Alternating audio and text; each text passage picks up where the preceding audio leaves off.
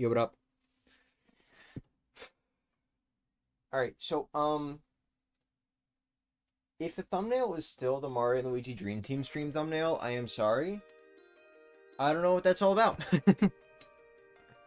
I don't know what that's all about. I literally, like, made sure the thumbnail was updated and everything, but it's showing up as Dream Team on Discord, Twitter, Blue Sky, everything. I don't really know what's up. I don't know what's going on with that. So, sorry. Sorry for the weird thumbnail. Should be fixed. I don't know. I, like, literally made sure, like, checked, did it again. It showed the 1,000-year door thumbnail on, like, the YouTube studio thing, so... I don't know why it's still Dream Team. Sorry. But, hopefully we're good now. I don't know. Either way, whatever. I don't care anymore. Sorry I'm late. Had to listen to your voice message. That's fine. Yeah, so I sent him a voice message because I was kind of just mashing A on my controller, making sure that it wasn't sticking down or anything. And when the TV finally, like, connected to the Switch, all of a sudden, I had just clicked start on, like, the download for the update. I'm like, no, no, no, no, no, no! So I canceled it, like, really quickly. And, like, turned off my Switch and turned it back on and everything. It seems fine now. I think I kept my version 1.0. I really, really hope I did. Because I want to fool around with, like, some other glitches at some point, you know? I don't want to potentially lose the ability to do that, or, like, to potentially, you know, speedrun this game if I ever decide to. Which, by the way, I finally did it. I finally joined the speedrunning Discord. So, we'll see if I ever someday decide to speedrun this game. But anyway, let's begin. Show 1,000-year door one in the notice, but on YouTube itself as Dream Team. I don't know what the fuck that's all about then, man. YouTube's being weird. But anyway, how's it going, everyone? Hi! I think I kept my 1.0. I don't see anything on the screen suggesting otherwise, so... You know. But anyway, hope everyone's having a good day today. Today we're going to be continuing our Paper Mario the 1,000-year door extra 100% playthrough, where I'm grinding to level 99. Let's start. That's it. That's all I'm doing. I'm just grinding to level 99. So we're literally just going to be sitting here doing the same thing over and over again. Oops, spoilers. Hope you 100% of the game already. But anyway, you know, we're pretty much just going to be doing the same thing. Just kind of walking around, trying to get Amazy Daisy encounters to get star points so we can level up some more. It's just a grind. It's a very chill thing we're doing today. Nothing super duper special. So if you're not interested in that, then feel free to just leave the stream running or not show up or whatever. Because that is what all the 1,000-year door streams are going to be for a little bit.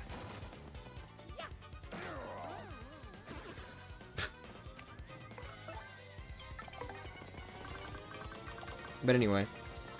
So, you know, we're just grinding to level 99. Currently, where we are at, where we left off, was level 43. So we've got quite a ways to go. It's going to definitely take quite a few streams, but hopefully it won't be the worst thing ever. Hopefully. Hey, everyone. Of course, in the process, we're also going to be trying to max out our coin count with 4 9s.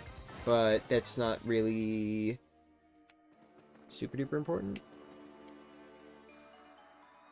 Also, I should definitely be riding Yoshi. What are some glitches to skip the game? Oh god, I don't know. I mean, one of the earliest ones that was discovered was Blue Key Early, which I actually haven't checked yet to find out who discovered that. Because all I know is I saw it, like, posted on Twitter, like, I want to say 2 days after this game came out. But Blue Key Early is, like, one of the, like, earliest glitches that was discovered. And it's just, like, a really small oversight from the developers. When you are in the Boggly Tree, the Great Tree, there's, like, a Jabby that carries away a blue key. You literally just shoot Koops out and get the key, like, at the loading zone, instead of going all the way in the room. But also, like, recently there's been a lot more stuff discovered, like double partner glitch, or double partner something, I don't know. Like Mao's text storage and stuff like that. There's been a lot of stuff that's been discovered, and, like, I'm not going to sit here and go off, like, trying to explain all of it, because, truth be told, I would do a terrible job, honestly. I'm really not that well informed. So, look into it yourself. Maybe join the 1,000 Year Door Speedrunning Discord if you're interested, but try not to, like, go off topic too often, because they do try to, like, keep things at... Okay, why am I getting the same enemy loadout? They do generally try to keep things very focused on speedrunning both the original and Switch versions of 1,000 Year Door there. So, you know, don't go, like, starting debates or anything, but, you know. I would say when you get to, like, 85 or 90, shift gears to the pit. Probably, yeah, that's probably what I'll end up doing. Okay, what is going on? I'm definitely getting different loadouts. I don't think that guy had a live stream before, but, like, it's the same enemy arrangement.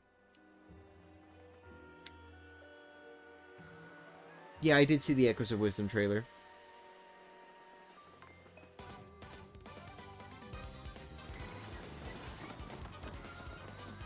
Alright, do I need to leave or something? I would have thought I'd at least see, like, the quadruple Crazy Daisy loadout by now.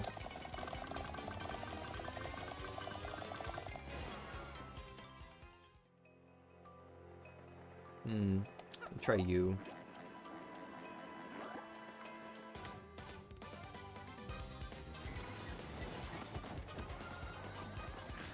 No. Okay. Hold on. I'm gonna leave the room through, like, the other exit. Hopefully that'll work out better.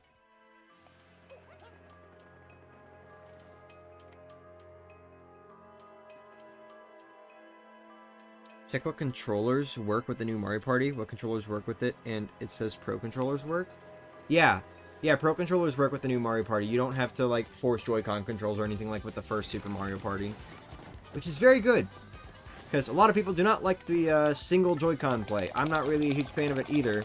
I don't know why they had to make it, like, specifically single Joy-Con, but whatever. Hold on.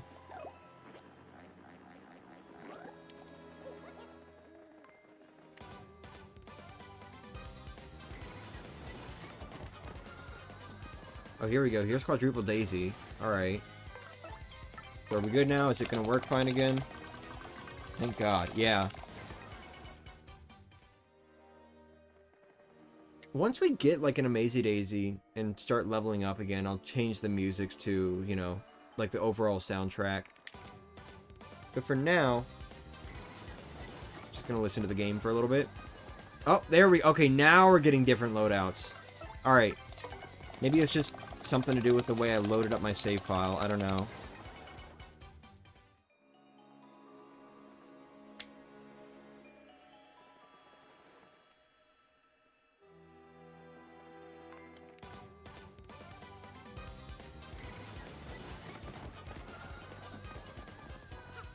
Please don't.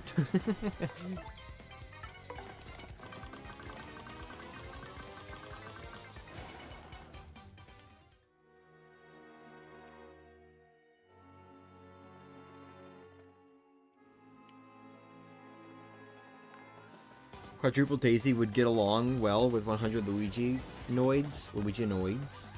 Oh, here we go. Alright, Amazy Daisy. I cannot remember. Do I even have to do a spin jump? I don't think I do. It's just a regular normal jump will suffice. Yeah, that'll be fine. Alright. Sweet.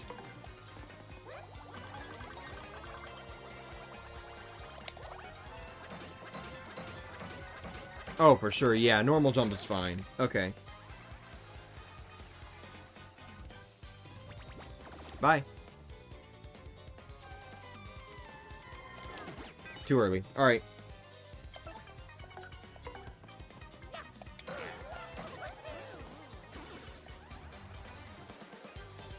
I like this game, but I think Paper Mario the Origami King is harder than this one. I think you tell me your opinion on which game is harder, this one or Origami King. I don't know. It's hard to say. Because if we're talking, like, first-time playthroughs, I think Origami King is harder because of the puzzle aspect and how difficult the puzzles can get. But overall, I would not say the Origami King is a very hard game, especially on repeat playthroughs, because they place so much emphasis on the puzzle aspect in Origami King that there's barely any sort of like, you know, like the strategy and the action don't matter that much. Like if you fail your action commands on a jump, you'll only do like a little bit less damage, but the attack still carries out. So like Origami King, in my opinion, is probably the easiest game. No, the second easiest, because Super Paper Mario exists. That one I would say is the easiest game in the series. I would say Origami King is the second easiest personally, because when you already know the solutions to every puzzle, you just win the fights pretty much. Like it's just that easy. But I can definitely see it being difficult on a first playthrough, because I definitely struggled a bit myself with the ring puzzles. And when you fail the ring puzzles, that's where it can get difficult, because the enemies have chances to attack, and your attacks barely do any damage, so it just depends. It depends.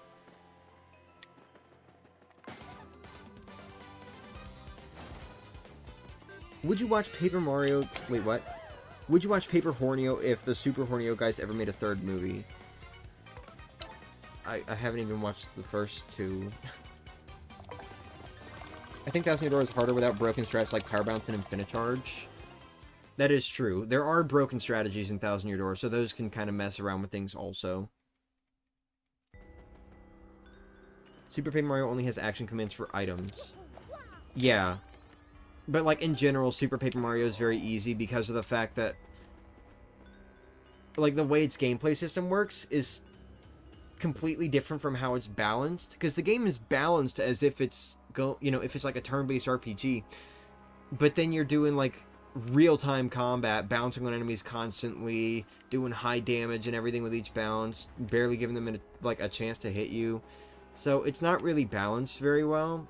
And especially on top of that, for whatever reason, they decided to make so many stat buffs multiplicative instead of additive. So, like, instead of, this item will give you, like, +4 attack power or whatever, they decided it's ×2 attack power now, which is way more powerful, especially if you're over-leveled. So, like, while I get it to some degree, because, like, +4 attack power is a lot more powerful in early game than it is in late game with Super Paper Mario, it still just feels really poorly balanced, and it's way too easy to just destroy every enemy in the game. The only thing that really makes up for the only thing that really makes up for that, honestly, is the fact that some bosses are balanced around the idea that they're defeated after a certain number of hits, rather than after their HP reaches 0. But the unfortunate thing is that's more for the earlier bosses, like Fractale and Mimi, as opposed to the later bosses, where most of them are HP based, except the later bosses are the ones that probably could have benefited from being hit based, because by that point you'll have a lot of attack power. So, like, for me, that's what makes that game so easy, you know?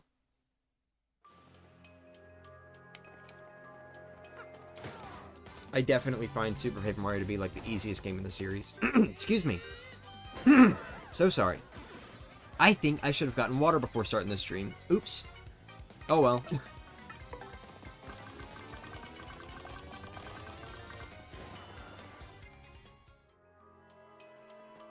If Super Paper Mario had better balancing, it would be perfect. I still wouldn't call it perfect, but it definitely would be a lot better if it had better balancing, yeah. I still think stuff should have been, like, additive instead of multiplicative. Like, just the fact that you can stack so many things. Like, you get ×2 from, like, this item, ×2 attack power from this item, but then on top of that you get ×2 attack power from playing as Bowser, and you get ×2 attack power from,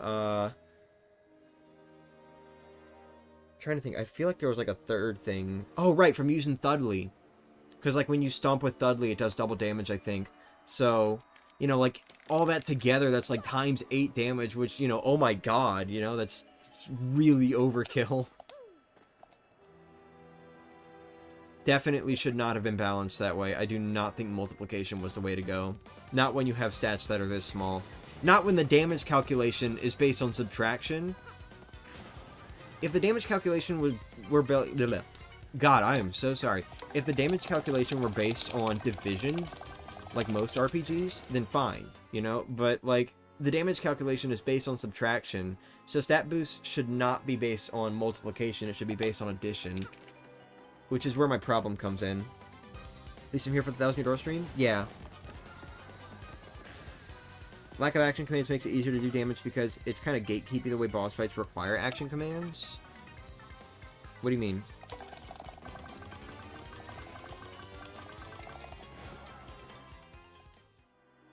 Hi. I love action commands. My partner hates them. I think they're what make more... Good gourd. Good gourd. Yep. Very, very slow brain day. Extremely slow brain day. But anyway,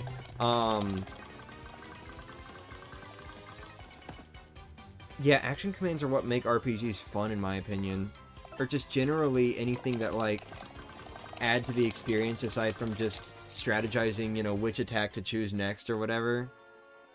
I think it's way more fun when you're actually performing the attack or you're, like, evading attacks or whatever else, you know? I don't really like just select, oh, I took big damage, now I'll select another move. Like, you know, I don't like that sort of thing. It'd be interesting, though, to try to, like, see how many Mario RPGs I can just do fine in without action commands. I feel like I definitely do a lot better in Paper Mario than Mario and Luigi, but, you know. I think a lot of people appreciate a good gourd. Mmm, squash. Delicious. I haven't had squash in a while, actually. I want squash.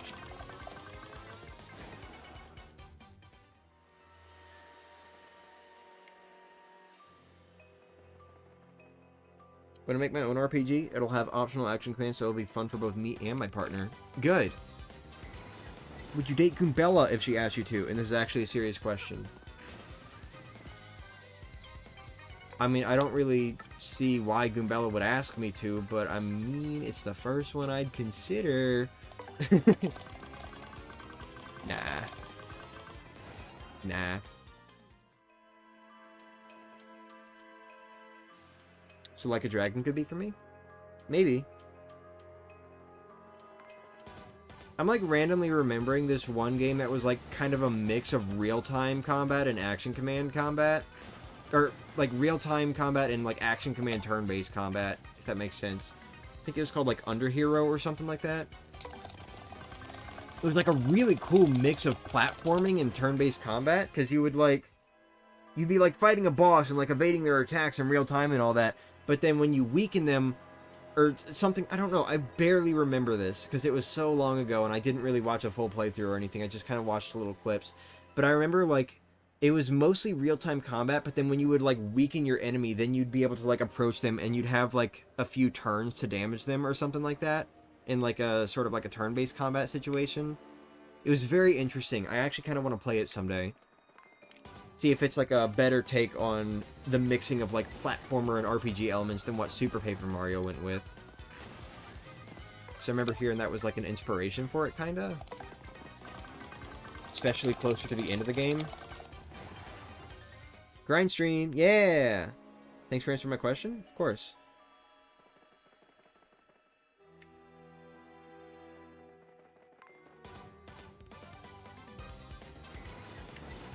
Look it up and I think you got the name right.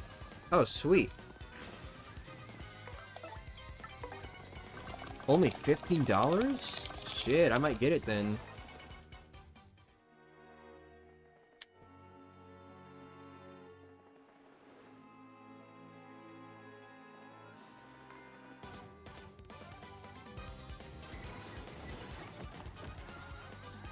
Hey, I just had a thought. Steven! I just had a thought.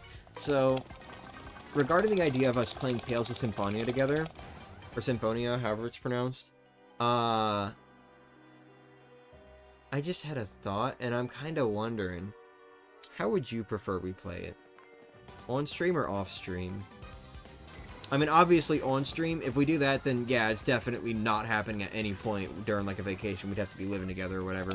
But, I just kind of, like, thought about it, and streams are always a really good way to motivate me to play games that I've never played before. So I feel like that could potentially be a fun time, especially blind. But at the same time, you know, I don't want to potentially ruin it if it's like a more difficult game that would benefit from like longer play times, more grindy enemy fights, stuff like that. Because, you know me, when I'm in a stream setting, I try not to like constantly fight enemies and like do all these side quests and everything. I try to organize things. So, it's my question. Should we play it on stream or nah? One RPG I think is still unique is Legend of Legalia. Or Legalia, something like that on PS1. It's a beat-em-up RPG. You input beat-em-up commands to attack. Oh, cool. Okay, yeah, tactics. It's a fairly long game. That much I do know. Ever heard of Moon Remix RPG Adventure? No. I have not, I'm sorry.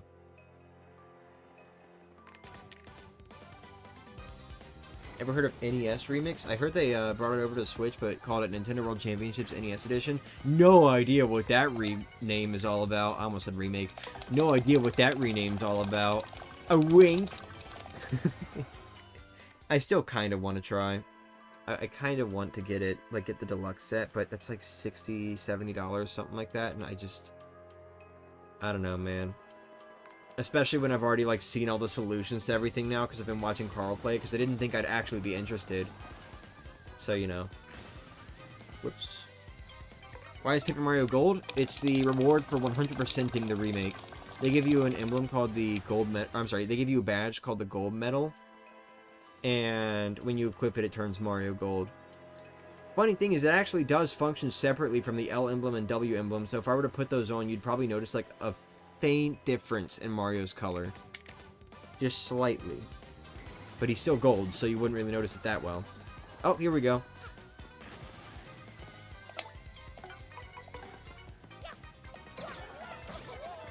Oh, that guy's got a Thunderbolt. Thunderbolt? I think it's Thunderbolt. Dude, I'm killing it. See? It's dead now.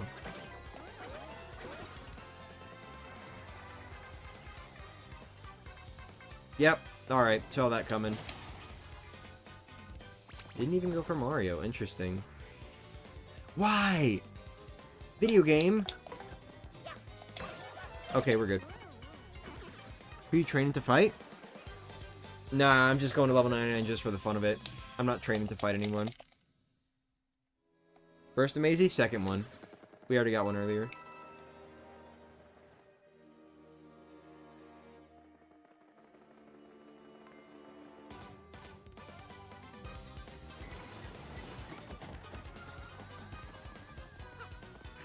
Gotta get that? Wait, what? Wait, what game? Oh.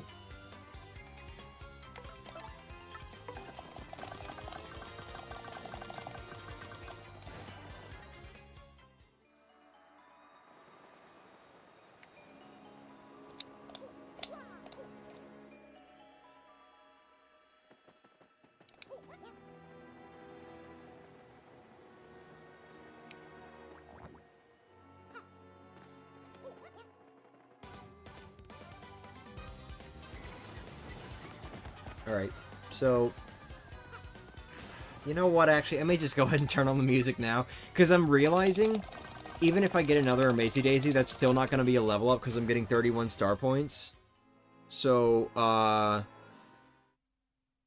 don't know. I don't know. Let me just go ahead and turn on the music now. You guys want some music? Get some music going. I think last we left off was like right after Dupless.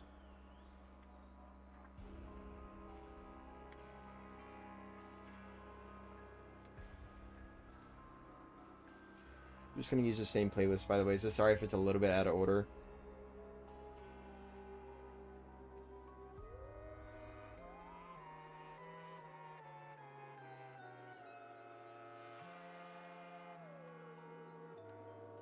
Give me a moment.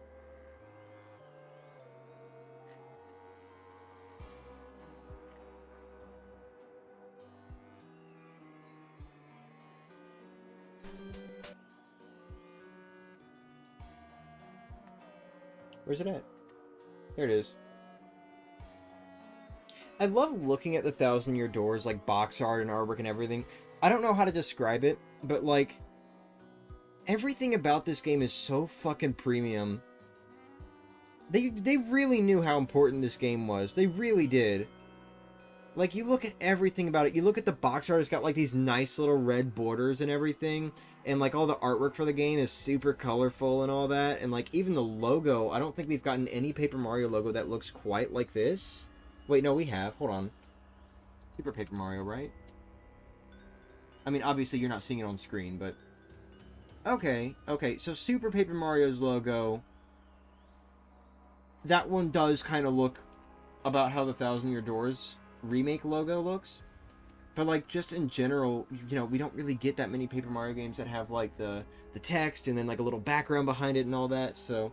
It really feels like a fucking premium package, and I really love it. And I X'd out. Awesome. Okay, hold on. Let's go back to this real quick. Wait. Okay.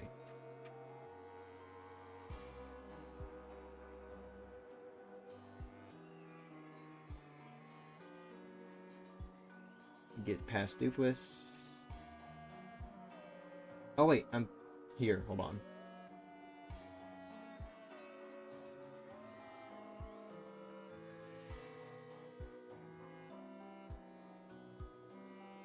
Vivian's theme.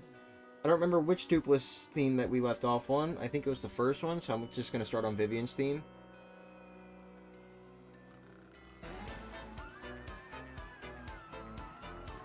Close that real quick.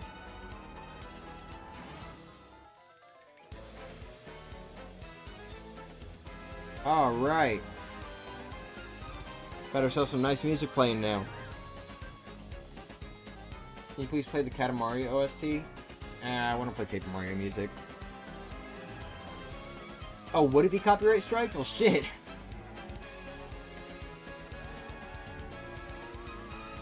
I got 666 subscribers. That's crazy. I think I need to go to work tomorrow whether I want it or not. I'm sorry.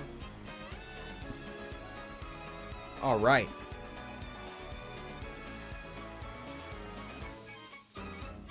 Here we go. We got some music to listen to now while we do this.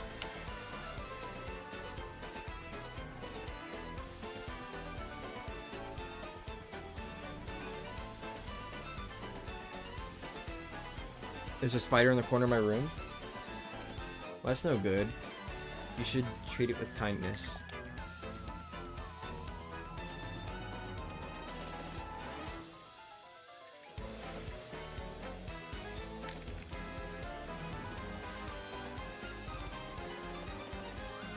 How's everyone doing tonight?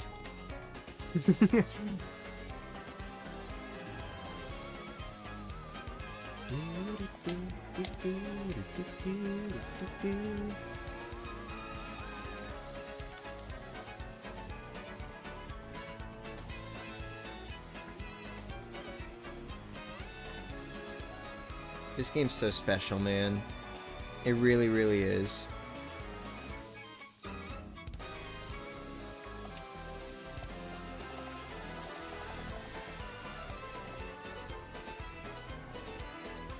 When Logan hits the 1,000 subscriptions, he has to be more careful because of copyright, sadly. Yeah. You have to be very careful about that.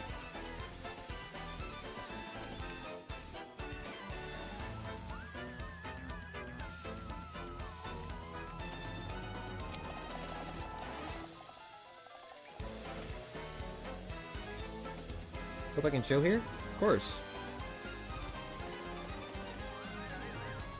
Let me know if it's, like, too loud or too quiet or anything, by the way. I don't think it's too quiet, at least for my personal tastes. Just let me know if it's too loud compared to my voice.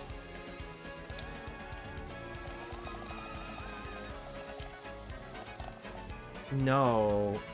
I think I would have had that too if I didn't just, like, randomly freeze up for a moment while mashing. Alright, we're good now.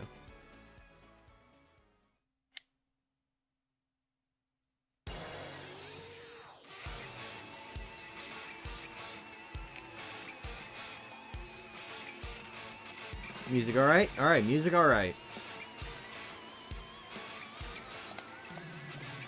Damn it.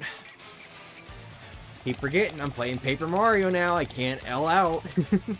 I have to be out.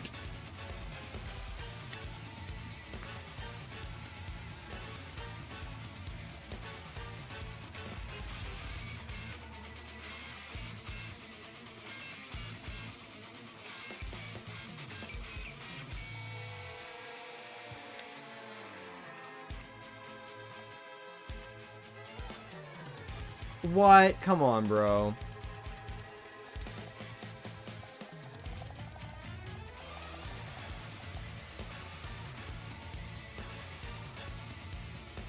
The imposter Mario versions sound more aggressive?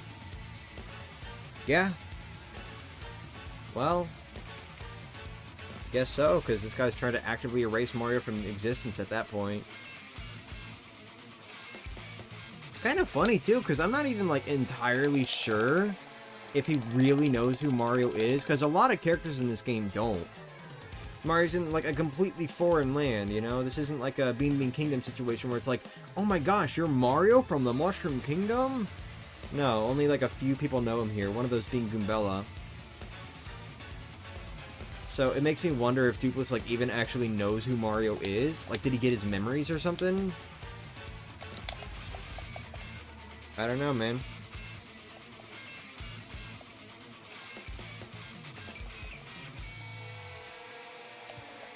A little funny to think about.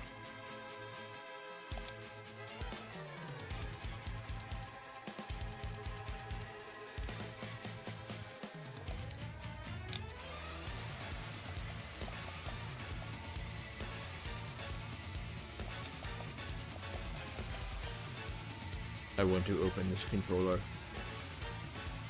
I want to open it so badly. The Bean Bean Kingdom is right next to the Mushroom Kingdom, to be fair. Yeah. Something I've been kind of thinking about recently. How would Nintendo handle returns to previous locations? Because, like, locations outside of the Mushroom Kingdom tend to be one and done, right? You know, like the Bean Bean Kingdom, Isle Delfino, stuff like that. It's very, very rare for us to actually get to return to a previous location in a Mario game. You know?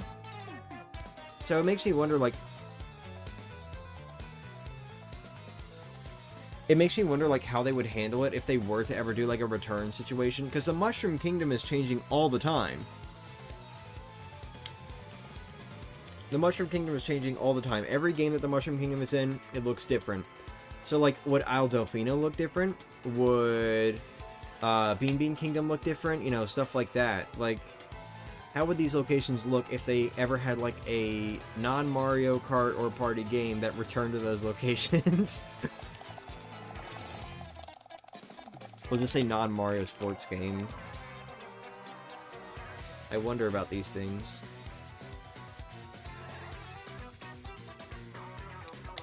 Like, would Rogueport look fairly similar to how it looks in this game? Just maybe, like, a little bit more advanced? Stuff like that, you know?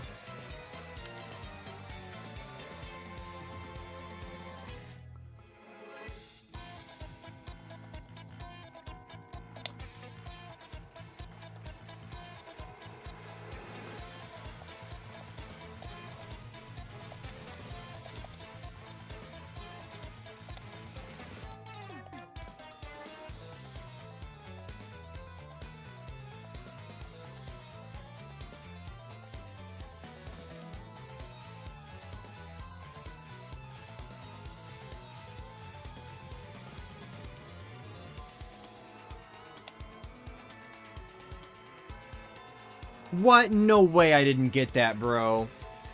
You saw how late I did that?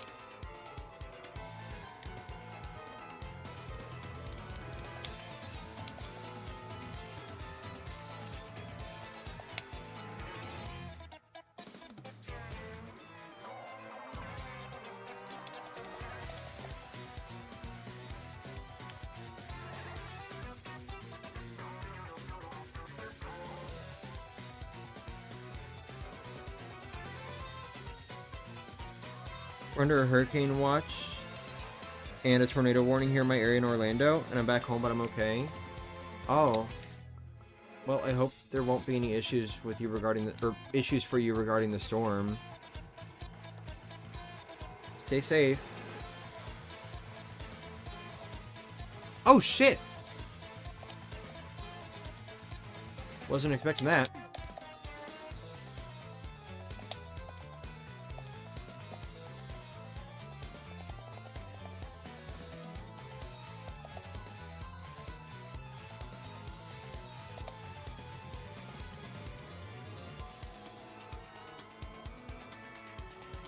Okay, bye-bye.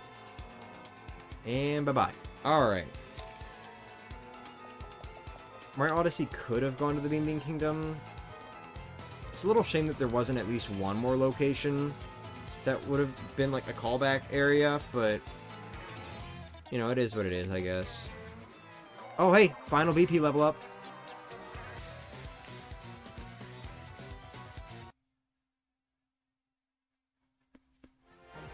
Yeah, look at this. Ooh, final BP level up. Ooh. That's nice. Here we go.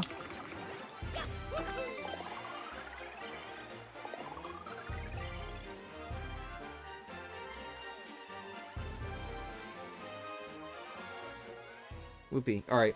Just making sure there wasn't like some special thing for maxing out a stat. Alright. Back to the other music.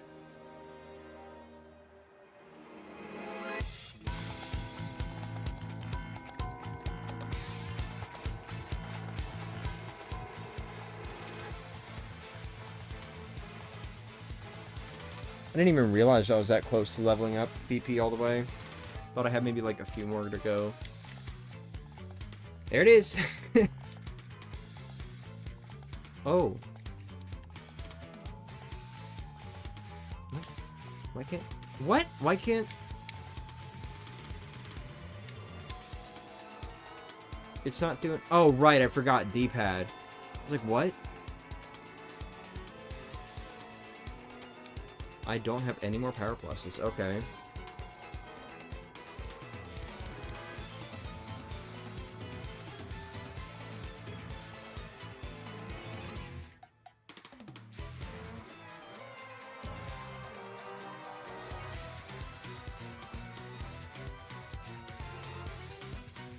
Is there anything I could equip right now that would benefit me in any way? I don't think so.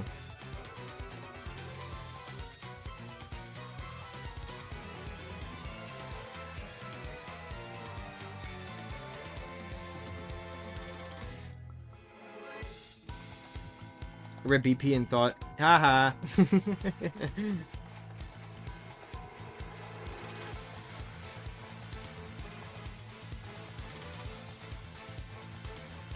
Those are all moves.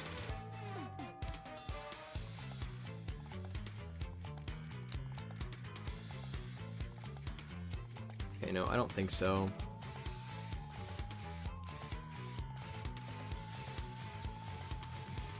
Don't...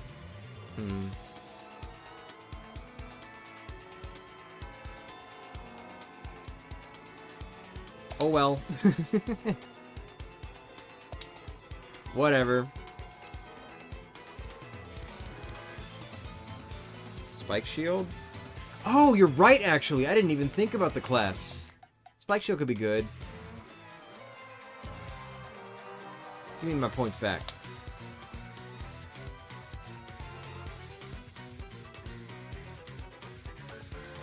Did I pass it? No, there it is. Alright.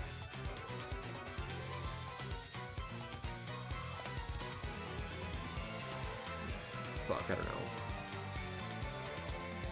HP plus. Why is HP plus P so expensive? I'm just, like, I think I'm just now thinking about this for the first time. Weird. Whatever. Wowie.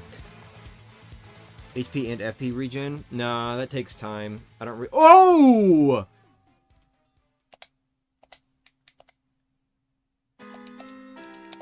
A button, come on! I'm glad I even got the attack in.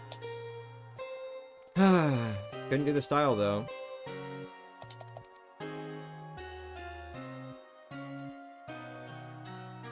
Spike shield and multi-bounce. Oh, true. Too early.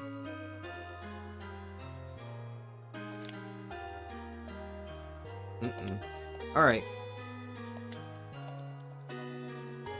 You know what, honestly? Wait, I do have that equipped. Goody.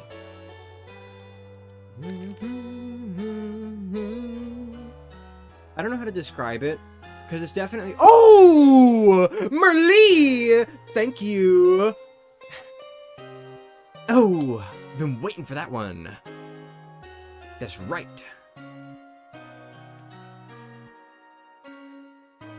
Anyway. I don't know how to describe it, but, like, this particular track, even though the instrumentation is different, it reminds me a lot of the Fold of Life music from Chapter 4 of The Origami King. Or, maybe not specifically the Fold of Life, I don't know, it's one of the Origami Workshop tracks. Maybe it's just the Origami Workshop itself. Yeah, I think it might just be that one, actually. I don't know. It just, like, it really reminds me of that a lot. I think it's the melody. But anyway. Thanks, I will. What are you responding to?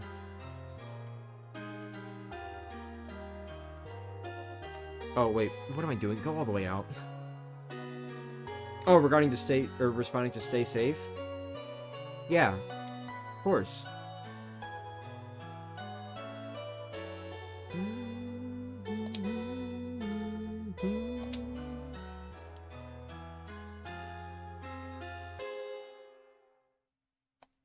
I like the sudden cutoff.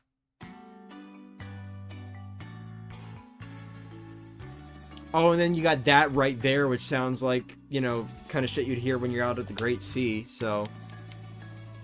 I don't know, I feel like, maybe it's just me, but it feels like a lot of the, or like at least a few of the tracks in Thousand Year Doors Chapter 4 for the remake sound a lot like, tracks you would hear in Chapter 4 of Origami King. I don't know if that was intentional, especially because, like, it's completely different theming. But the Chapter 4 music for both games sound very similar to me. Oh wait, I should probably heal. I don't care enough to heal.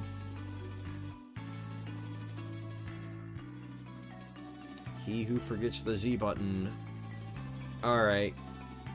Get your fugly faces out of here.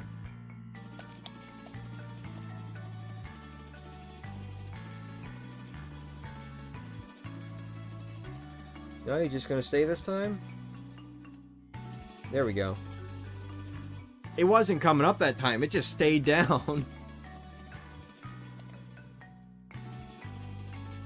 Man.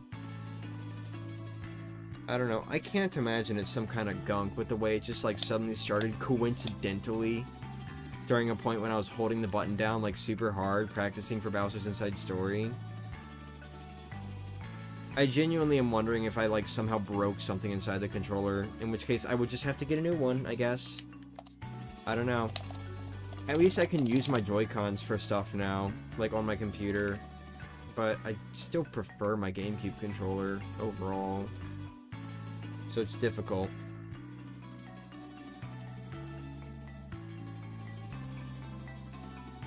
One sec.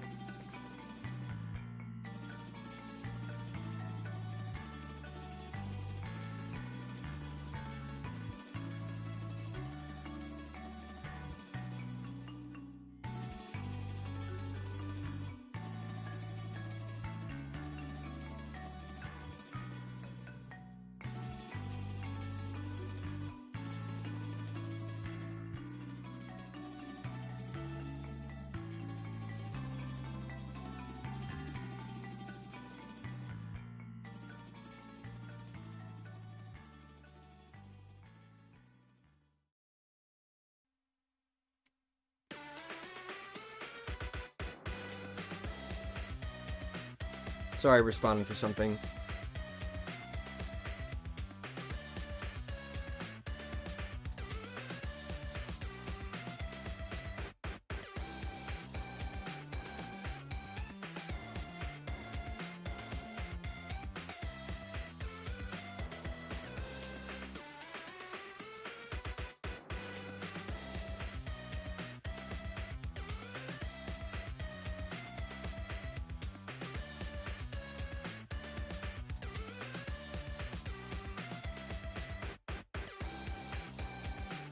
Sorry, I was asked if I still use my hotspot and all that. Anyway, still so funny to me, I got the double star point spell on the Shadow Queen. Ah! You prefer GameCube? I saw a Joy-Con like GameCube controller for the Switch, even with hull sticks, no drift. Joy-Con like GameCube controller. Oh, I know what you're talking about. No, I think I'd prefer to just have like an actual USB GameCube controller as my thing. I'd prefer that. Thanks for letting me know, though.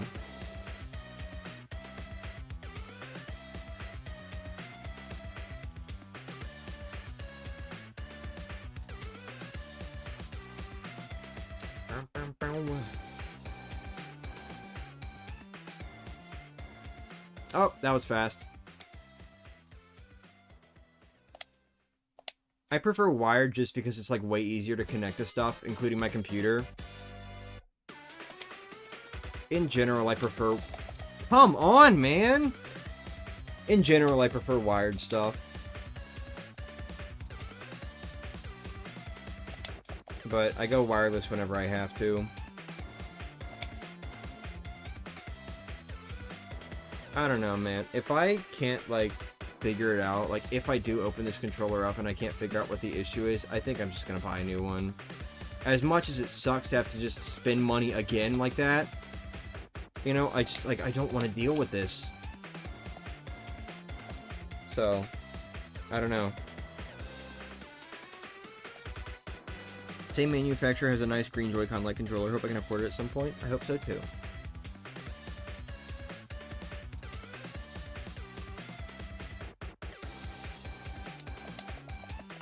Hehe. Can't increase anymore. Alright, I guess I'll go for FP next.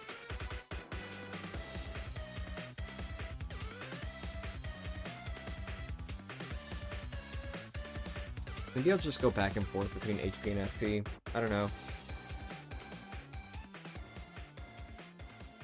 We'll see.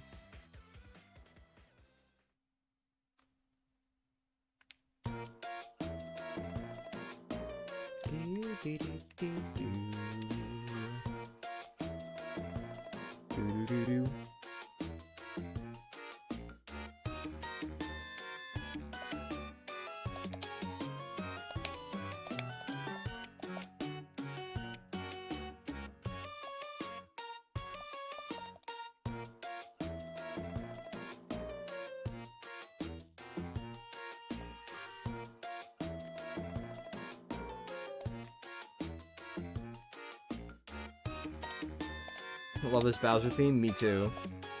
How much do they even cost, actually? I'm gonna look it up.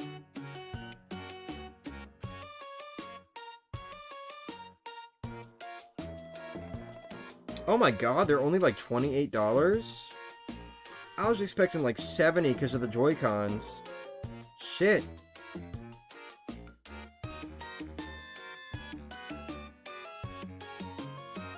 Alright, well, we'll see. I might see if Mom would be willing to just let me go ahead and buy one with her account, because she had like enough coupons on the site in question that I could just pretty much order the 8-bit do for free if I wanted to, which I didn't.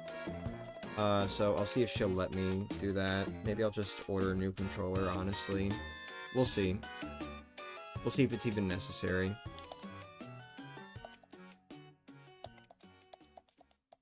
Oops. Messed up the style there. If the new Mario Party has chance time, I will lose my mind. Why is that? What's wrong with chance time? Smile. Oh, I'm not thinking right now. Oops. I forgot about the part where I'm supposed to be thinking about, not killing enemies. Whoops.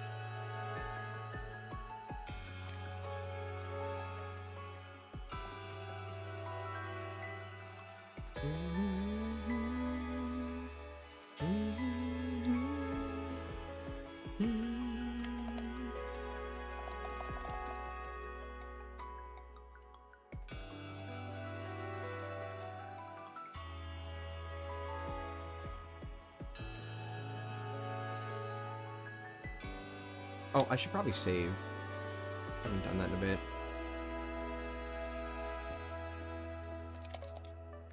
Oh, it's so fast. I love it. I actually love that Mario just immediately dismounts when you're under a block.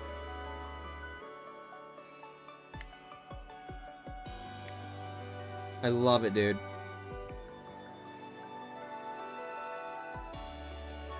Okay. Well.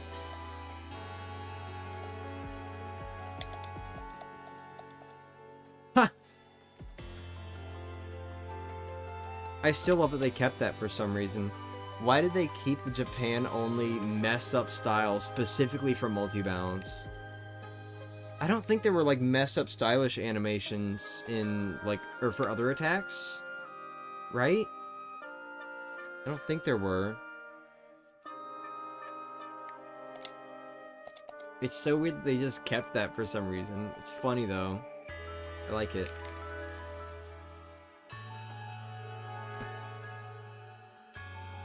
Oh, hey! Cool.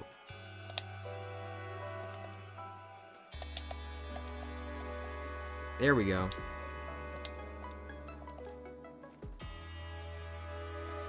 Way faster.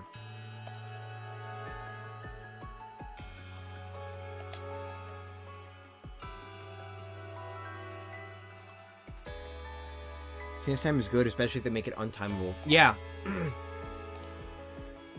I think chance time should keep returning, but it should not be like an easy thing to do. Or at the very least... No, it just should not be an easy thing to do. Because even if they, like, make star stuff, like, less common on the roulette or whatever, it's still something that you could time in that case, so... I think they should just make it, like, super fast for all three if they bring chance time back. So that way it's truly a chance time, you know? Rather than a, I can time 2 of the 3 blocks time.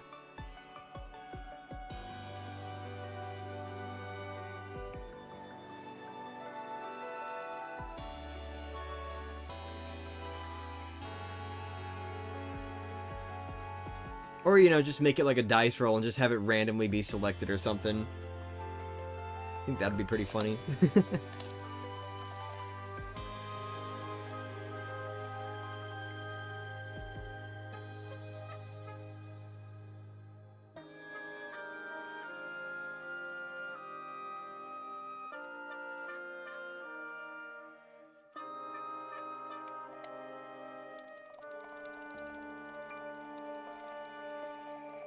Ooh, make it stop, make it stop.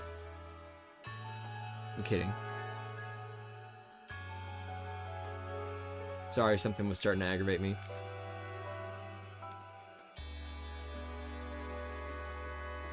It's just funny when you can actually screw anyone over equality. Yeah. That's usually why I just, like, don't even give a shit. I just, like, turn away from the screen and hit them. Because, like, I know I'm putting myself at a disadvantage when I do that. But, like... For one, either I'm gonna feel great and make someone else feel like shit because I timed it and took their stars from them, or I'm gonna make myself feel like shit because, really, I can't time chance time? You kidding me? You know? I did not think about that action. Oh well, I guess I need Merly to be able to show up every now and then, right? Anyway, right?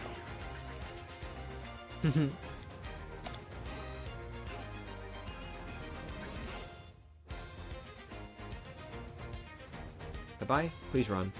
Thank you. Alright. Well, never mind. Didn't even matter. This music reminds me of Gen 8 music? Really?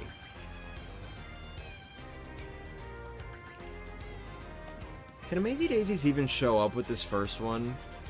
I don't know if I've ever seen it.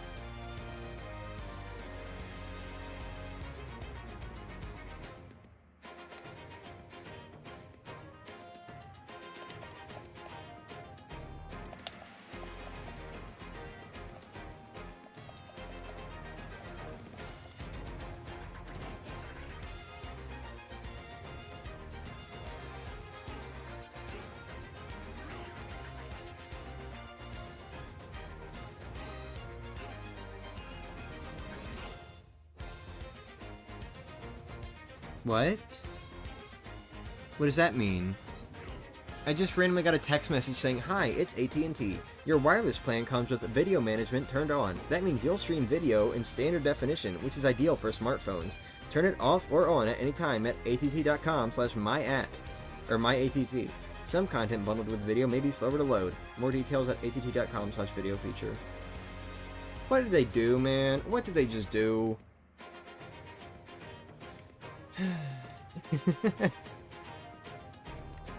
Anyway. It's whatever. I don't care. Probably just a cell data thing. Changing my settings around, bro. They can show up with all 4 encounters? Oh, alright. Why is Mario golden? 100% reward. It's a badge you can turn on and off at any time. On and off at any time. Certainly are streaming video. Yeah. Anyway, the reason I, bring that up is because, you know, my youngest brother's going into junior high, which means, you know, he's allowed to have his phone activated now, so he can text and call and have cell data and stuff like that. And I guess they just switched some stuff around on the plan or something? I don't know. That's why I was asked about if I use my hotspot, which I did say yes, I did say I use it. So, you know.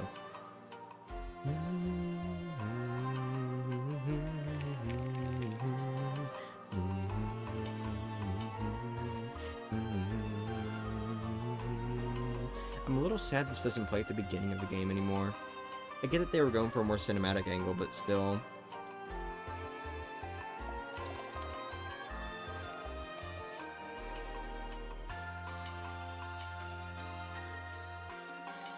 Oh well.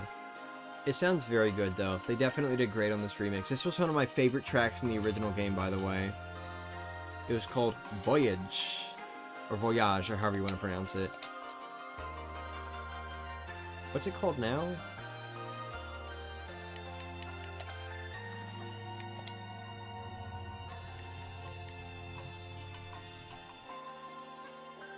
Flavio's Log, I think?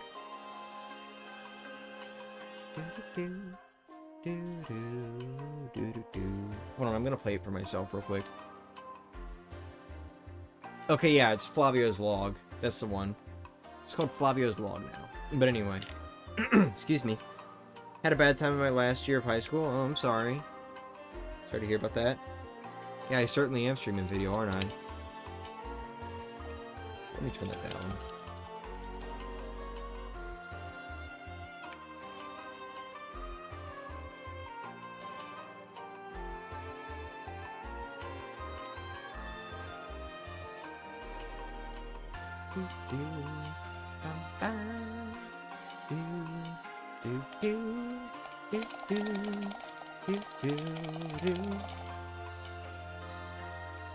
I don't know what I'm doing actually. Why am I like specifically going for this one? I mean, I could probably just like go for all of them and then like just keep going back and forth. I don't know. Holy shit, 2 life shrooms. Don't think I've seen that before.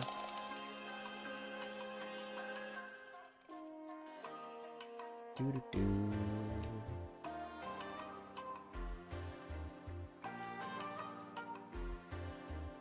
You put that track at the beginning, even if it's not... Uh-oh, wait. Oh, I forgot to reload the room. I'm stupid. Even if it isn't there anymore. Oh, no, that would bug me too much. Generally, I try to organize music either by how it is in the official sound gallery or by chronological order. The only exceptions are different variations of themes, which, depending on the game, I may stick with the first variation, even if it doesn't play that early on. Like, for example, Toad Town Inside Bowser and the Bowser's Inside Story remake. I think that is a situation where I probably would put that, like, very early on in the soundtrack if I were organizing it.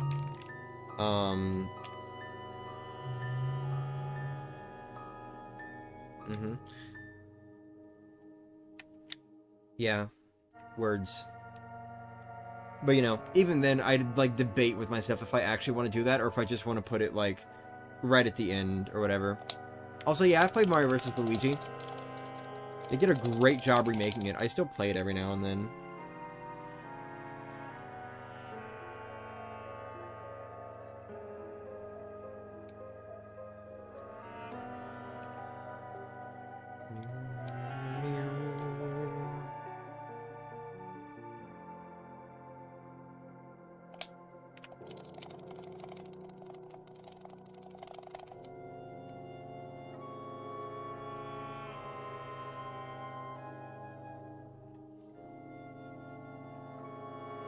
I'm not the biggest fan of this particular remix, by the way. I think the original was better here. Oh, here we go.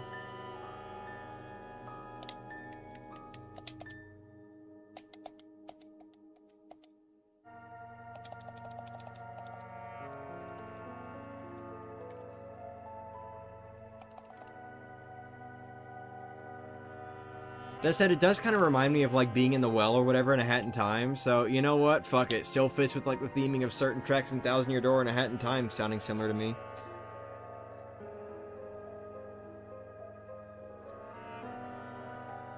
What? Hold on. Why do they have to be texting me right now?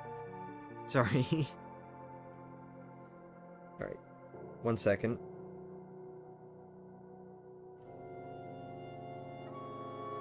Nope, I do not have that money.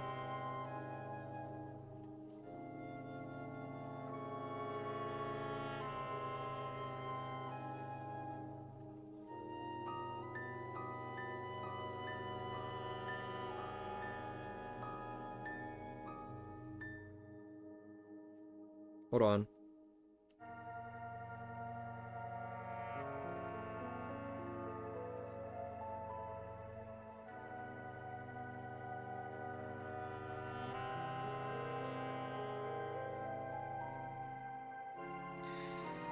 Alright. If you could pick a partner character to be Mario's successor, at least in the paper games, who would you pick? Well, he's on screen right now. But no, in all actuality, I don't know. I don't know if any of these characters would really fit as, like, a successor to Mario in the Paper Mario games. But, like, if I had to pick one, it probably would be the Yoshi, just because of, like, how close ties Mario has with Yoshi's. And, like, Yoshi being, like, his best bud or whatever. The Yoshi, that is. But, you know. I'm not sure. I don't know if any of them would necessarily fit as a successor to Mario, though. Except for maybe this guy.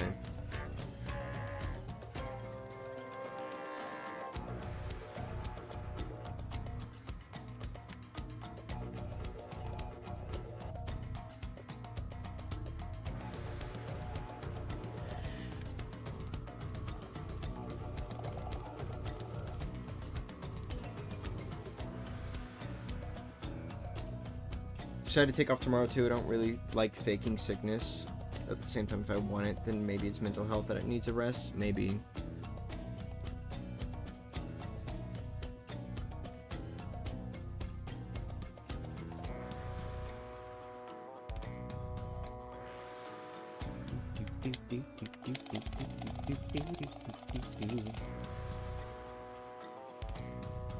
He does call himself the Great Gonzalez Jr., yeah.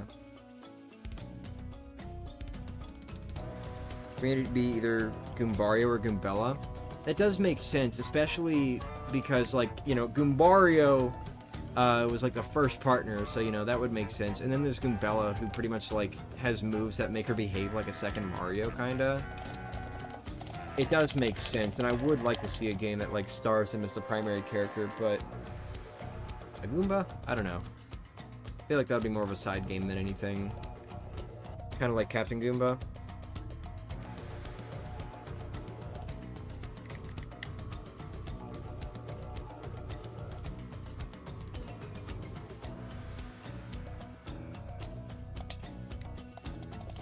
Oh, hey there! I tried to mash and it just immediately stuck down and wasn't coming back up for a moment. Bamba Luigi, huh? I wonder what the story behind that name is. Luigi.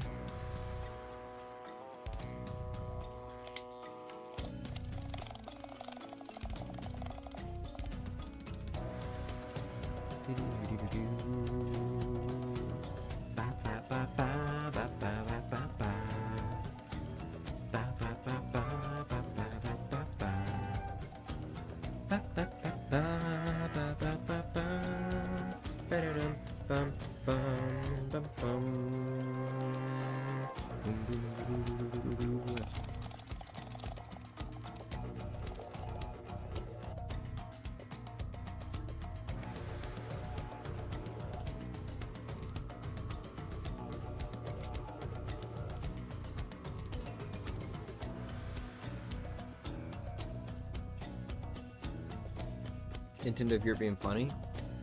I guess. Oh, there we go.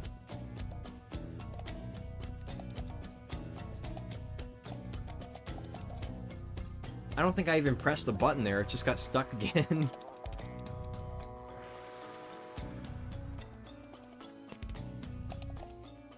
I want to see more Toad games? Me too, honestly. I'd love to have a game that's, like, starring a Toad again. One Captain Toad was not enough. Uh-oh. I think it paused. One sec. Yeah. Is there a way to disable that? Oh. It's the Flavio version.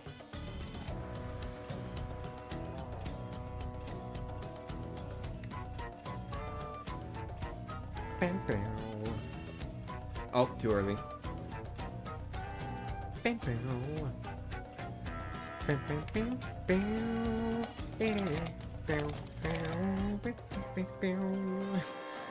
Captain Toad? Maybe. I remember there being like a part where the kazoo goes like bam bam bam bam bam bam.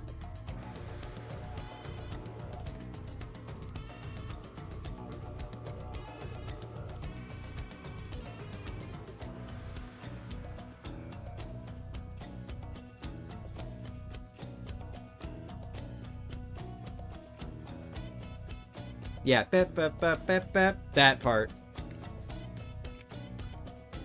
I like that part. That one's funny.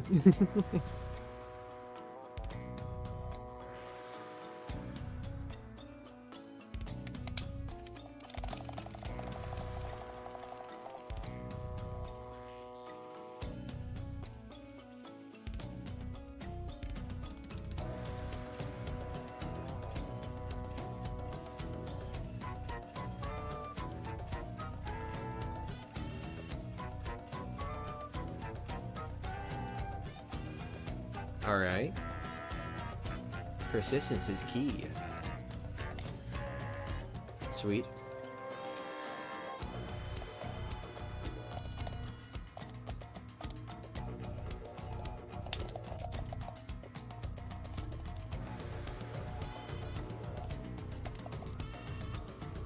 Pirate's Grotto. No, that's from Skill Key. That said, Pirate's Grotto is coming up soon. And honestly, I really love what they did with it in the remake. It sounds so similar to the original. At least for a little bit. Oh, I got a point swap. Huh. Cool. Do Amazy Daisies or Crazy Daisies even hold those? Or was that just from, like, the regular item pool? I think that might have just been, like, a regular item pool drop.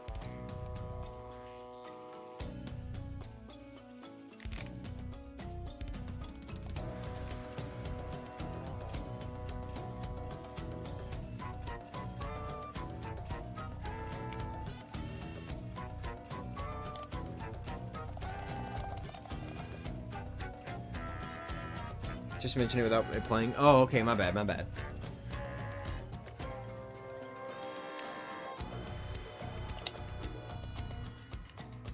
Nice.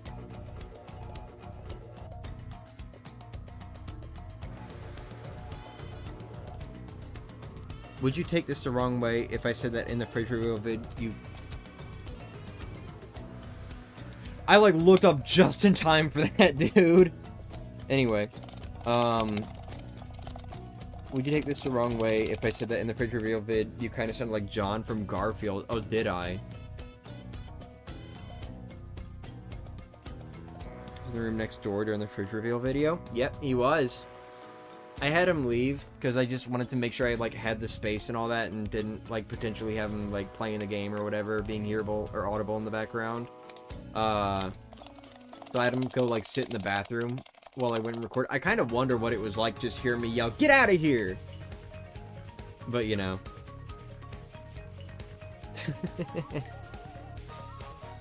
Or just, like, some of the other stuff, if you could even hear me that well.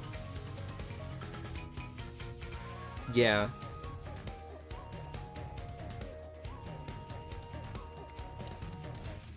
Feels like wrong battle theme.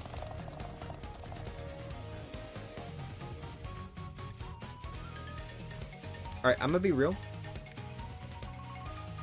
I don't know if this is a hot take or what, but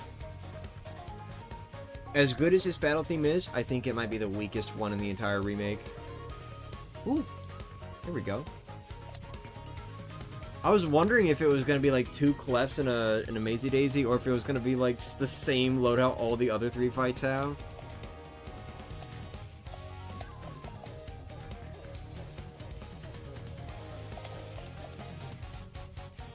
What are you talking about? What do you mean, what am I talking about? Wouldn't have played a game in the same room with audible audio? Well, I just mean like the sound of buttons being pressed and all that, because I didn't know if my camera would pick that up. I was very careful. I even made sure I put on like a little paper mask because my fridge is reflective. Oh, super mushroom.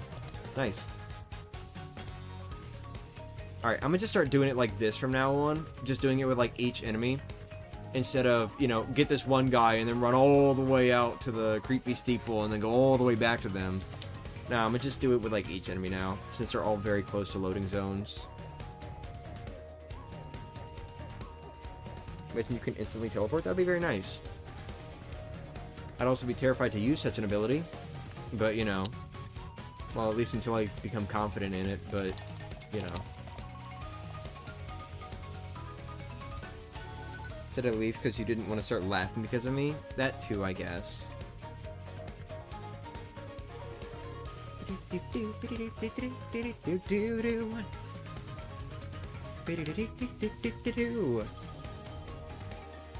I do like this part, though. This part's very nice.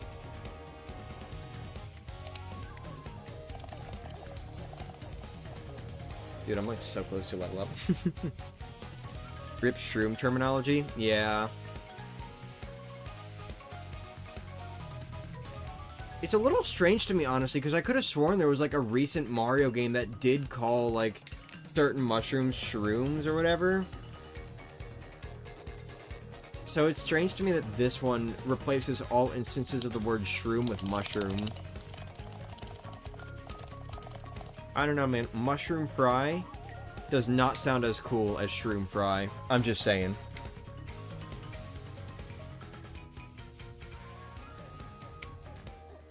And, you know, on top of that, that would be the 4th time that that item has been renamed in the English version, too. Literally has not had a single consistent name so far. We got fried mushrooms, shroom fry, fried shroom plate, and now mushroom fry. Mushroom fry. Damn.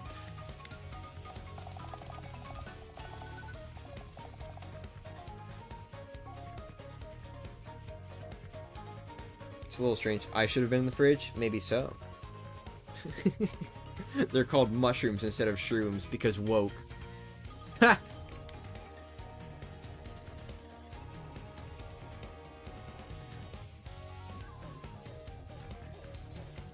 Yeah, that is a nice word. To an English speaker, it sounds like the word pills, though, which isn't really a whole lot better than shrooms. But, you know. What it sounds like to other languages doesn't really matter in the context of localization.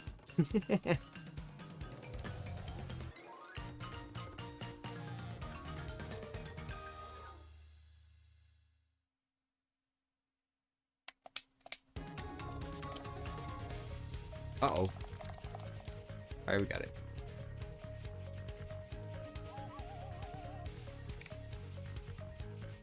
Isn't the French word for mushroom shortened to, like, champi?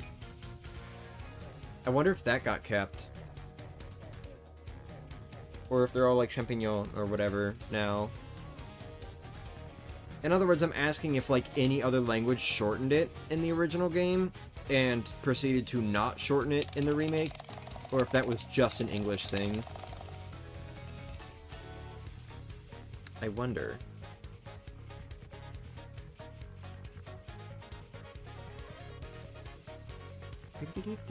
Ooh,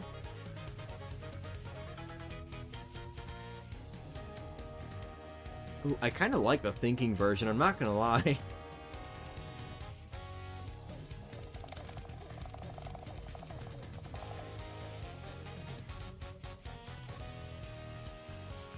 Unfortunately, I can't hear these sorts of instruments without thinking of Sticker Star World 5.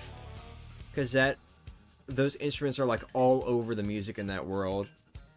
Same thing happened with the Spring of Jungle Mist and Origami King. I was like, this sounds like Sticker Star. But, you know. That game has traumatized me. For French, haven't you might know? Maybe, yeah. I could also probably just look it up on Super Mario Wiki. But, you know. What's the question? If French also, or really just any other language, shortened their word for mushroom.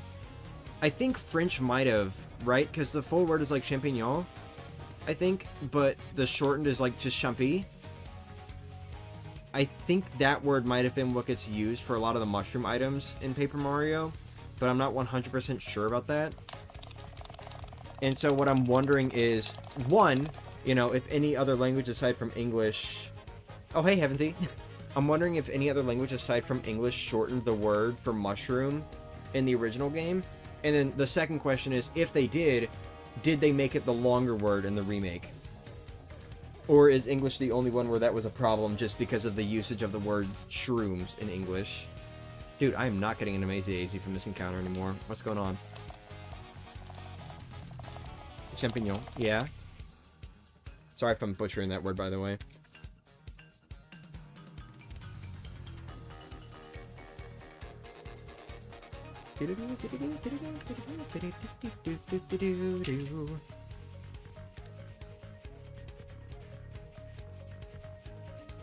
Dude, where are my Amazys at?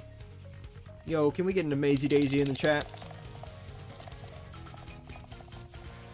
If you were to travel to another world and become your Sona while keeping your clothes from the transformation, would you keep them as a memento somewhere or ditch them in the jungle? Probably keep them. I mean, why not? Might as well have some reminder of a past life.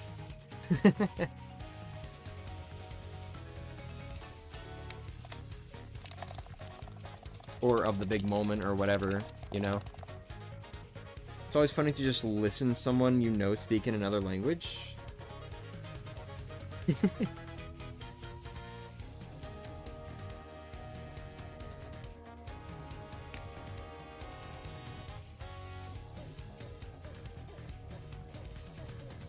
Okay, you know what? I'm giving up and going to the other Daisy. This one's not giving me an Amazy anymore. Maybe I'll just, like, go back and forth between this one and the other one that I usually grind with. Because the other one's, like, really close to the loading zone anyway, so I might as well. Champignon. Wait, how's that pronounced in Spanish? I don't know Spanish pronunciation. Wow, alright. I think I made a good choice. I don't know Spanish pronunciation, I'm sorry. But I'm guessing the N is at least pronounced the same way. Because I think I remember that being a thing. Like, the N with a tilde in Spanish is the same as the GN in French. Being like a... what would be an NY sound in English. Yeah. No. I'm sorry.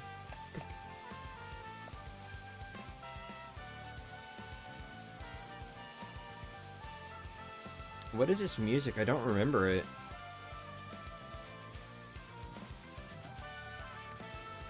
What is this? Oh, it's Bobbery's theme. Okay. I was like, what? Actually, I think I'm gonna focus on HP more just because I want to see a nice big ol' 200. And we'll just upgrade FP every now and then. Yeah. Why is the German word so short? Because German evolved differently? That said, I do gotta wonder, or I do have to wonder where mushroom came from. Because that does not seem to be romantic, or romance or whatever. Roman. That does not seem to be Roman or Germanic, so like... I don't know. Where did that word come from? English. What are you hiding? 500 million other roots? No way, no way. Imagine it's like a Slavic word or something. I don't know. Does English have any Slavic roots? Probably not, right?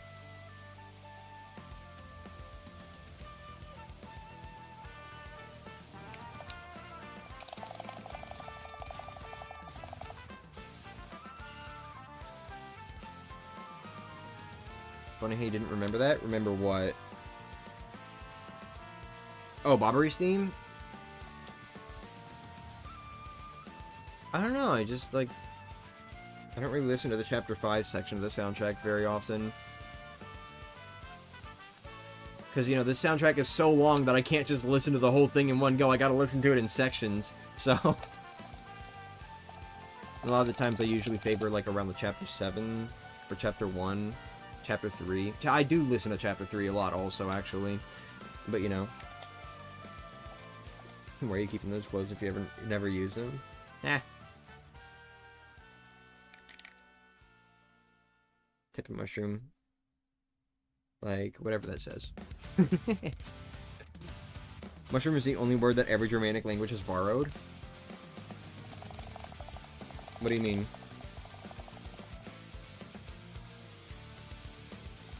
Oh, why did I bulp? Why did I bulp? Why did I hop off? Why did I fall off? I said a very mean thing once. Why did I fall off? I started faking my content.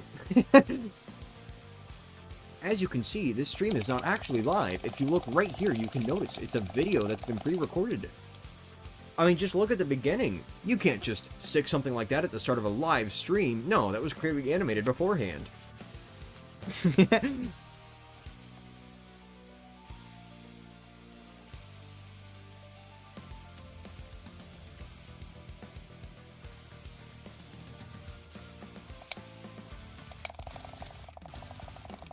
Do I even want to keep reloading rooms like this? Mr. Beast in real life.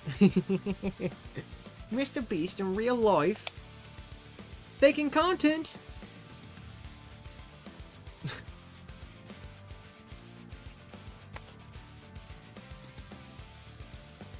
Oh, here we go. I'm questioning if I should, like, keep reloading rooms like this, or if I should just, like, constantly go back and forth until I get an Amazy Daisy. I guess it doesn't really make much of a difference, though. Especially, though, with, like, the second one. I mean, it's right there by the loading zone, so there's definitely no reason not to reload for that one. That's definitely, like, really fast.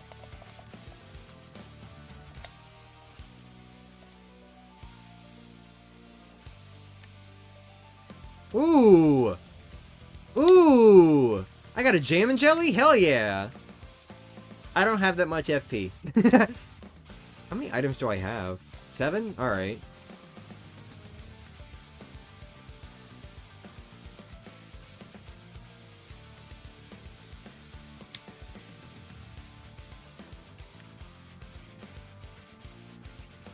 Oh, shit! Lucky twice in a row? I'll take it. Being rewarded for the grind. This is how we roll. I'm back up to 81 audience members again. If only there were 81 audience members here in the stream. Say hi if you're an audience member. And remember, if you're a piranha plant, make sure to eat the puny next to you. What level am I on? I think like 45 or something. That's the wrong thing. Oh, 47. Oh god, okay, I was like way higher than I thought. Oh, this one's like the danger theme or whatever for chapter 5. When they're surrounded by the lava bubbles.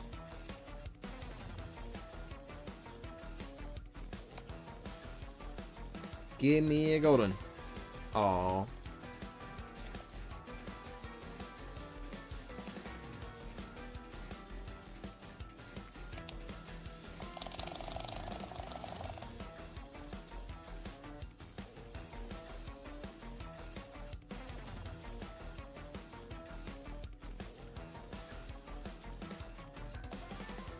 It's so fucking fast, dude. I literally just, like, slid my thumb across B and A and instantly got the jump. It's so fast, bro. I want to be a puny, but I don't want to be in danger of being eaten. Hee hee. To be fair, I think piranha plants eat more than just punies. Like, I think they can eat the Koopas, too. And maybe the Goombas. I don't... Can they just eat anyone? Maybe they can just eat anyone. I doubt they can eat the Babulks, though. Or not the Babulks, the Bulky Bob-Bombs. Who's ever eaten a puny before? I don't remember that being a lore. It's not a thing that happens in the story. It's just something you can watch happen in the audience. The piranha plants will just, like, bend their head and eat the person next to them. Can't remember if it's just, like, any audience member or only specific ones, so... Like, can a piranha plant eat a toad? I feel like that wouldn't be something that Nintendo would allow.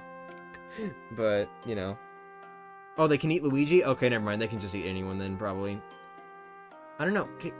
Is it even possible to get piranha plants and bulky bob-ombs in the same battle? I'm sure it is, right? I don't know, man. 92 audience members, and they're all just gonna slowly run away while I run away.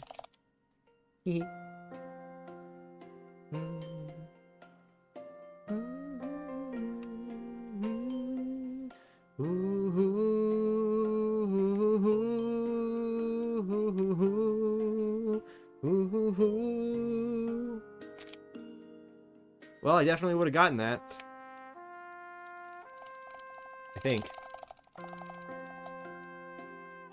I do love how Bobbery's dying theme is just, Flavio's log slowed down. I really want to call it Voyage, dude. That should be its name. I don't know why they changed it to Flavio's log. Oh well. Well, I say changed as if it had an official English name before, but you know what I mean. I feel like it would not have been called Flavio's log if it was, like, in an in-game soundtrack in the original game, is what I mean. Same goes for a few of the other tracks, honestly. Oh well.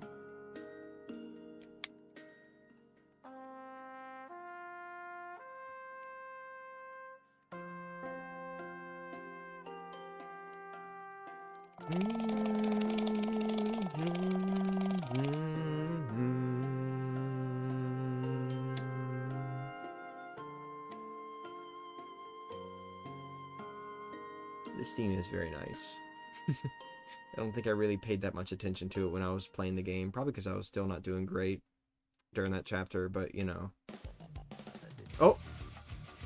Now Keelhaul Key's under attack. Wait, why is that this early? Man! Weird-ass soundtrack. Shadow Queen taking the audience sounded more brutal in the GameCube version. Yeah, I don't know why they're so silent now. They should be screaming. I don't know why they made the fucking audience getting pulled underground silent. And I was just like, oh, that just happened. You don't feel horrified for what she just did, you know?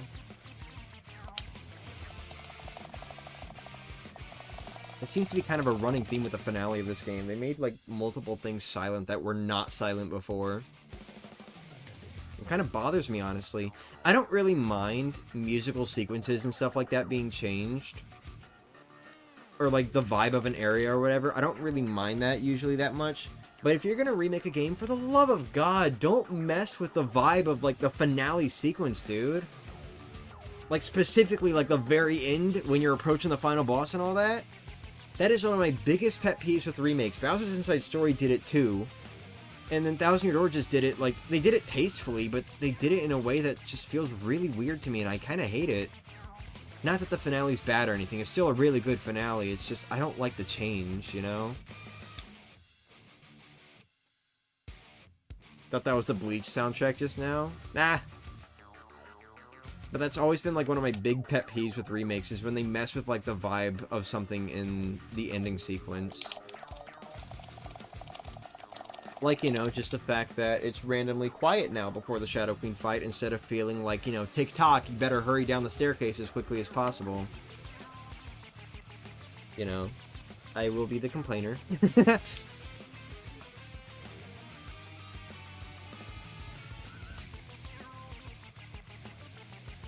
USK rating would be 6 instead of 0?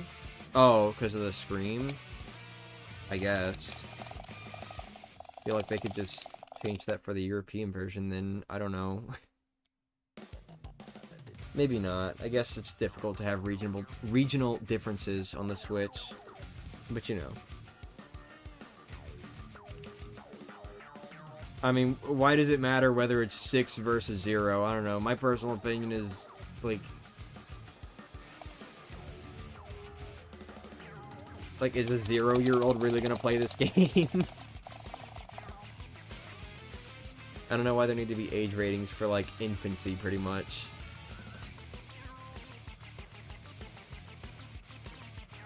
Is a 1-year-old gonna play Thousand Year Door?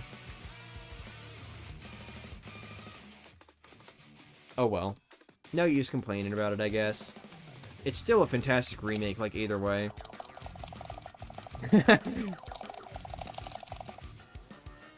So funny to me this track has many versions in the same place. Which track? The current one?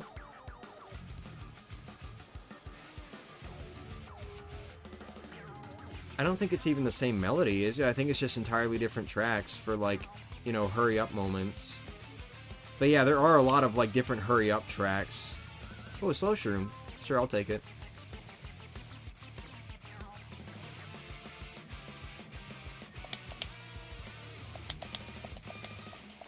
Doing it too early again. Alright, I gotta make sure it's, like, at the height of the jump. I think that's part of my problem with, like, not getting the jump styles.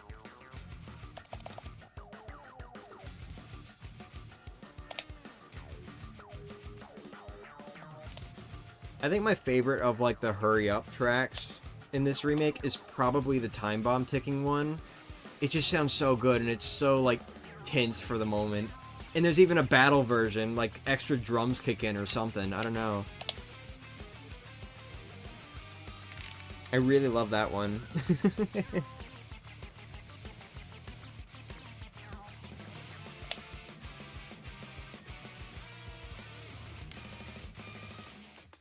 Ooh, had some frame drops there for a moment.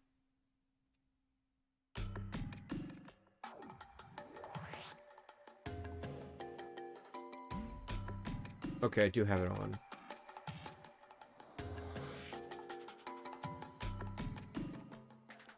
Imagine if there was like a star points increasing badge.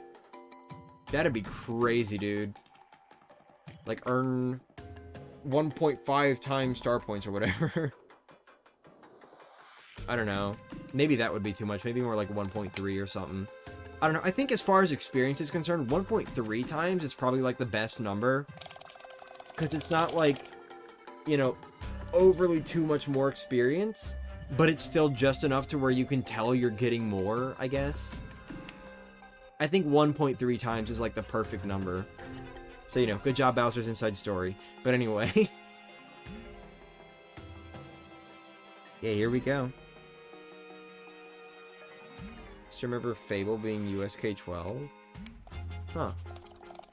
The only age rating I can think of that, like, really sticks out in my mind is Mario & Luigi Dream Team, which for some reason got rated ESR, or by ESRB, it got rated, like, E10.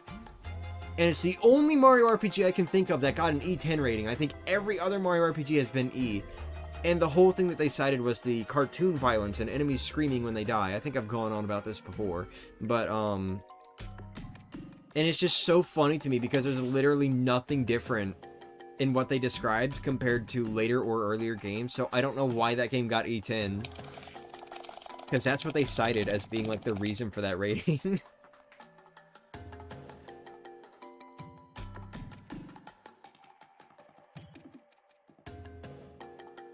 E10 in general is such a weird rating.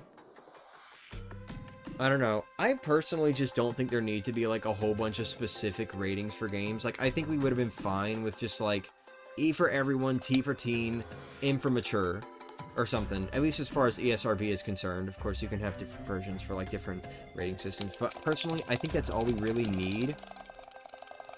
Like, I don't see why there needs to be, as far as ESRB is concerned, you know, early childhood, everyone 10 and up, teen, mature, adults only. Adults only is literally 18, by the way. Mature is 17 plus, adults only is 18 plus. Why did that distinction have to be a thing? Just make mature 18 plus. I don't know. Age ratings are a little dumb in my opinion. I don't think they need to be that specific. But whatever. This is coming from a guy who mostly plays E-rated games. Fable is 12 because the character you control can be attacked and you can attack back. That's basically it. That's dumb.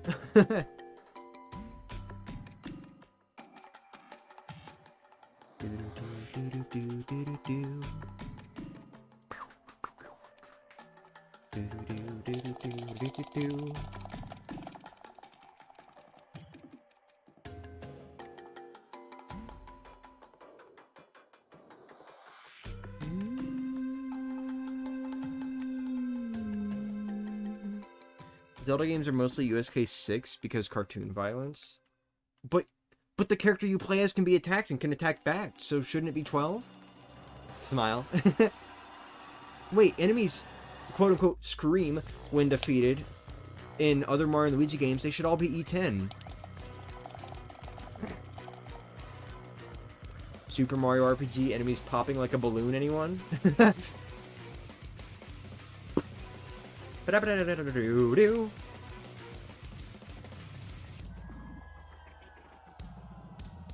Would love a Mario and Luigi transformation game where the bros do attack combos with their new abilities as different species.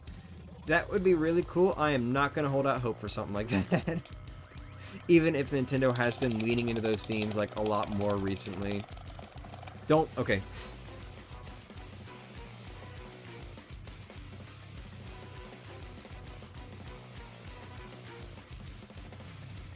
People's heads is low for Fable. People's heads get cut off, eyes stabbed out, you have sex, etc.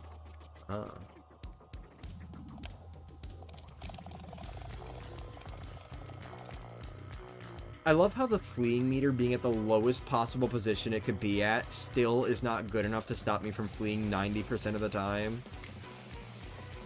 And the only time it ever does manage to stop me is when I mess up on mashing.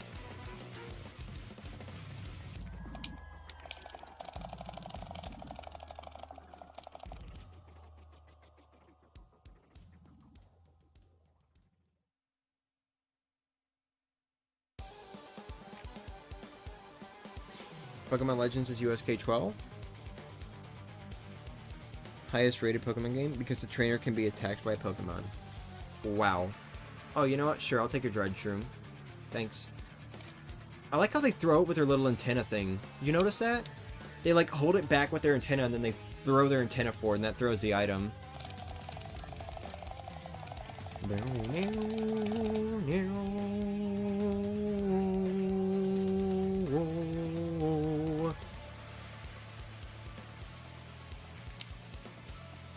Imagine Luigi's a hammer bro throwing hammers and Mario's a fire bro lighting the hammers up. Oh, that'd be interesting.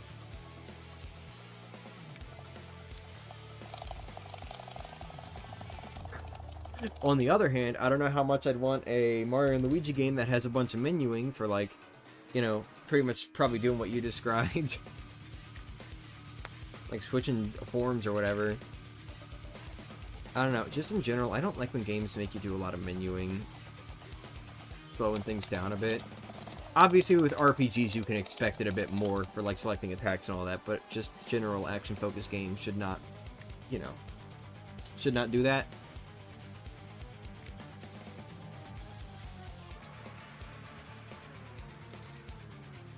Oh, come on, bro.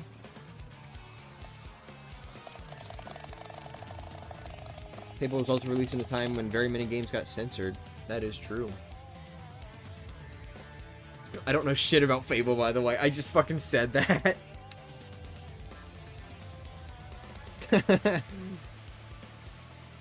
Oh, here we go. It always seems to be the second one that gets it to me. That third one does not like giving me the Amazy Daisies that often.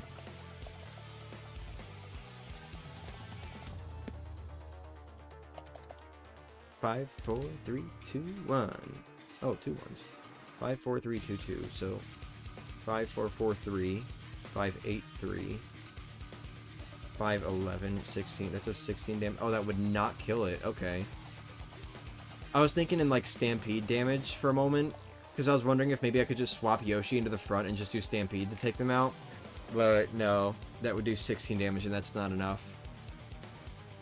But, you know, Mario could just fucking come in and kill them anyway, so...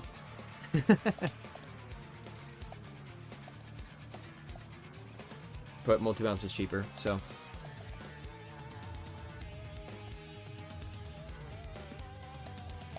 It was a bit painful for me when Jump and Hammer weren't individual blocks. I guess I can get that. I understand. Personally, I think I kind of like it. I mean, it's slower than Hammer being, like, an individual block. But, I don't know, Superstar Saga was a product of its time, I guess. I just like,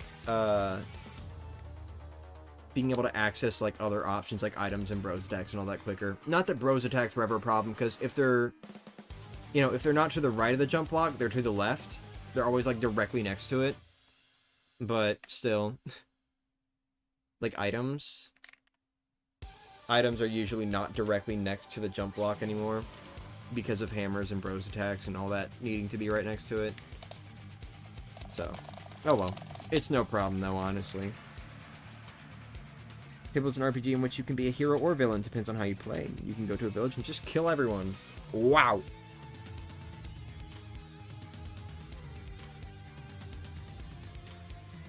Alright, I don't know, that one being in, like, the middle of the room kind of annoys me, especially because I don't seem to get the Amazy Daisies that often. So I think for this particular enemy, I'm probably not going to grind it out, but for the other three, since they're close enough to the loading zones, I'll go for it. First enemy's a little bit far away, too, though. So that one will just have to be a bit of a middleman, I guess. Occasionally it can surprise me. We'll see. We will see. The guards that try to stop you feel like the strongest enemies in the game. In Fable?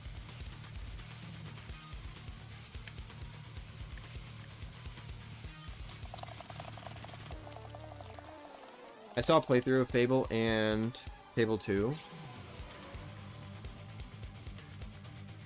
I'm so glad it got a sequel, though. Bug Fable? I'm kidding.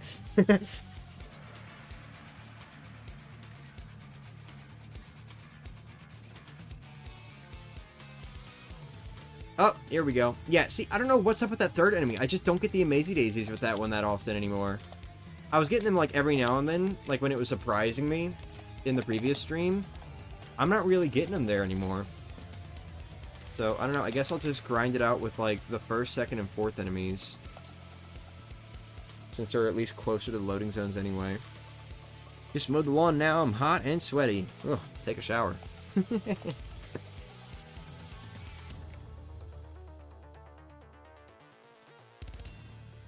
Being hot and sweaty is no fun. Oh, what? It didn't give me that time. Okay, that was a little too fast, I guess.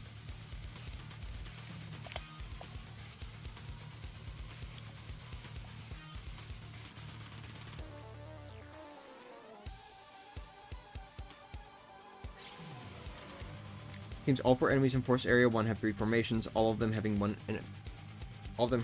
with an Amazy Daisy. I know that, but like I'm just not getting it with that one. And it's too far away from the loading zone for me to care, so I think I'm just gonna go second only. Don't know if they'd be differing percent though, or if it's different for Switch. Oh, hey, well you know what? Prove me wrong, I guess. Alright, I'll take it. Thank you very much.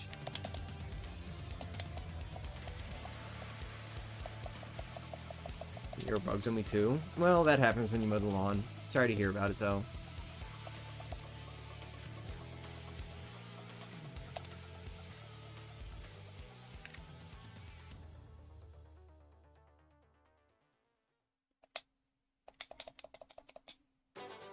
I forgot to skip the star points going in. Doom, doom, doom, doom, doom, doom.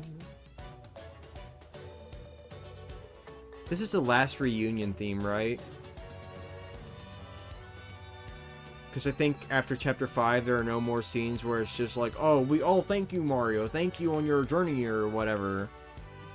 Chapter 5 was the last one, I think. Is that correct?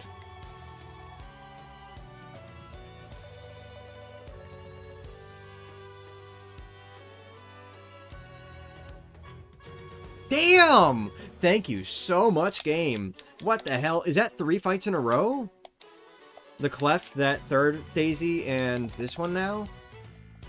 Did I just get lucky like 3 times? That's awesome, dude.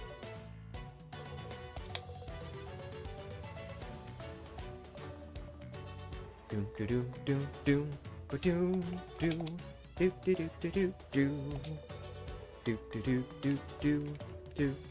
How much longer until level 100? Actually, it's level 99 in this game. But I am at 49, so we are almost halfway there. By which I mean we're not even close, because it's just gonna continually get weaker level ups. Alright, well, that one's not happening.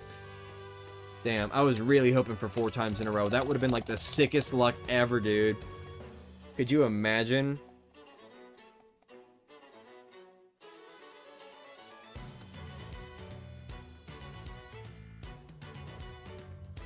Could you imagine?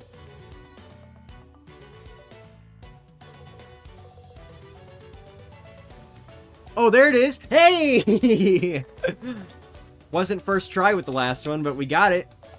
I mean, it wasn't first try with the first one in this sequence either, but you know what I mean. We just had like a 1 battle interruption in our streak, that's all. Nice, bro. Playing Almost There from The Princess and the Frog. Yippee! Oh! Oh, that's right. I forgot. This soundtrack is arranged in a very dumb way, so the reunion theme is... Actually, this might be... Hold on.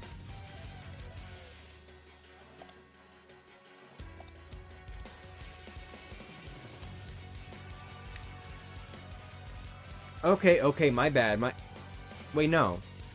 Okay, no. It's not even arranged in, like, the in-game way. This is just straight up backwards. Just weird. Oh, well. Oh well, boss battle theme's coming up soon, I guess. By which I mean Lord Crump, because Cortez actually already happened, I forgot. Crouton already happened, we already fought Crouton. Logan is the princess and I'm the frog? No, I prefer to be the frog.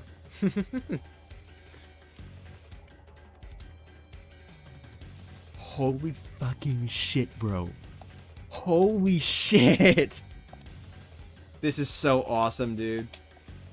I'm hearing thunder outside. Good thing the Switch is a hybrid, so I won't lose anything if it, like, suddenly cuts the power or anything. You know? Doo-doo. Doo-doo. Doo-doo. Dude, we're leveling up so fast. We just reached level 50. That's level 50! Yeah! That's level 50. Alright, I think I'm gonna go... 45 FP. This shit is all so inconsequential. I'm not using any of this HP and FP. Finally getting my payback for next to nothing happening during my actual playthrough. Oh, here we go.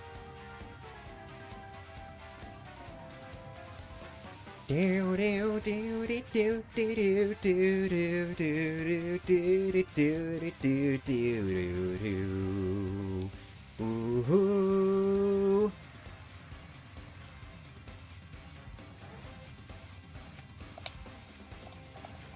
Boom,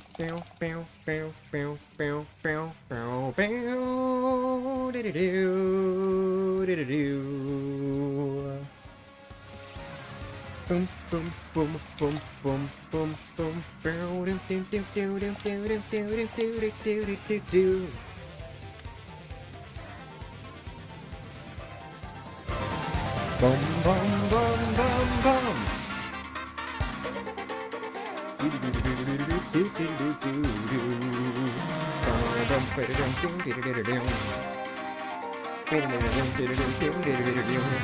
Holy shit.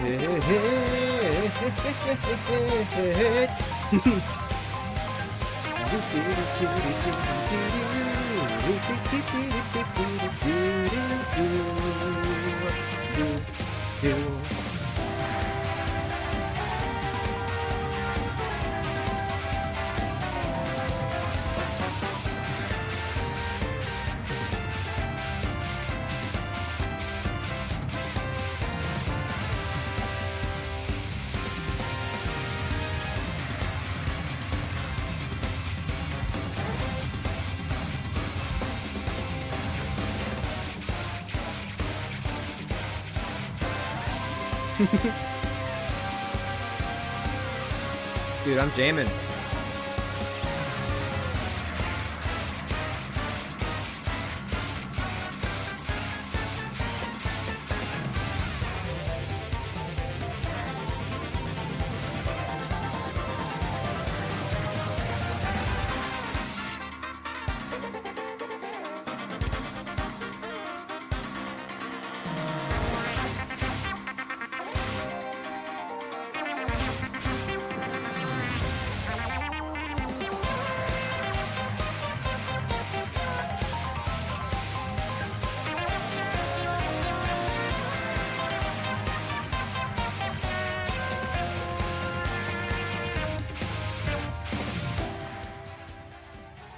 Alright, I'll turn it down now.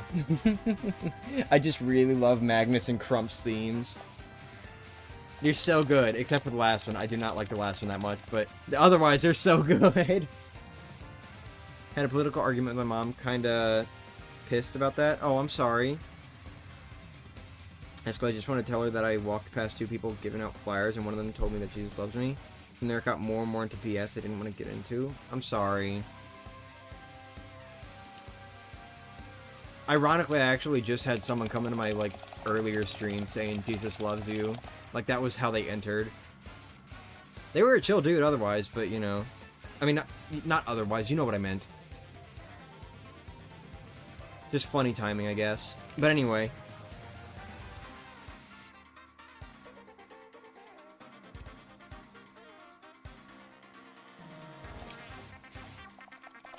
Sorry it didn't go so well for you, though. Oh, what the hell?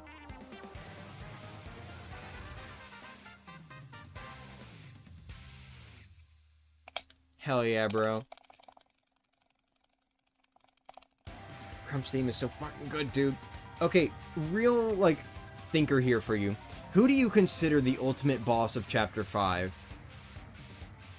Do you see Cortez as the big bad of Chapter 5? Well, I guess he kind of is, but, like, do you see Cortez as the big bad of Chapter 5?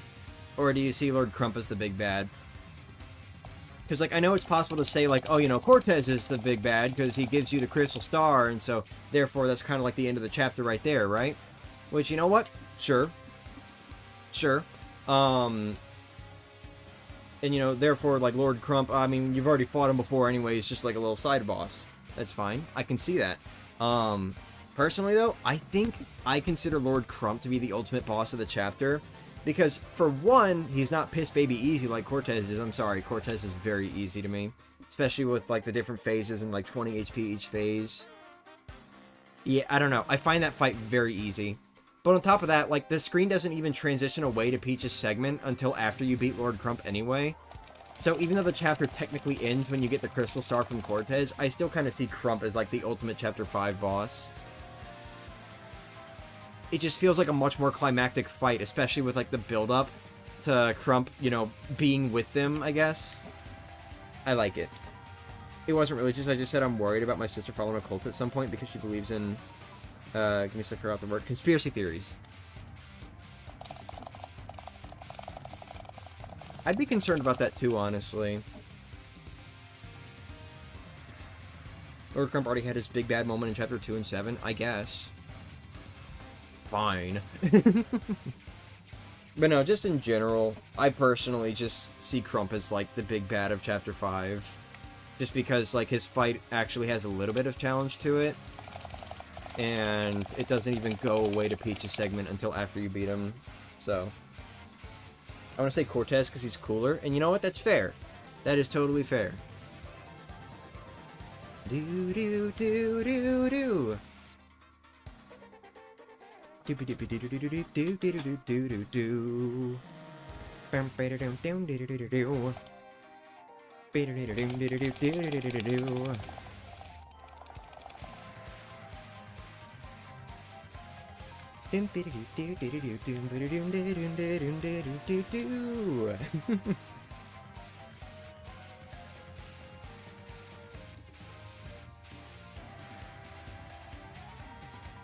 What Matthias said. He hijacks the big bad role. Yeah, I mean, he kind of does do that, honestly. I found Crump way easier? Huh. To each their own, I guess.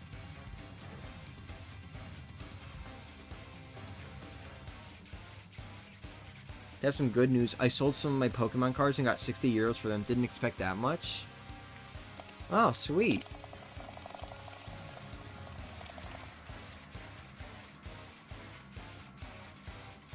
But no, I do get not wanting Crump to just be like the big bad for like 3 chapters of the game. I get that.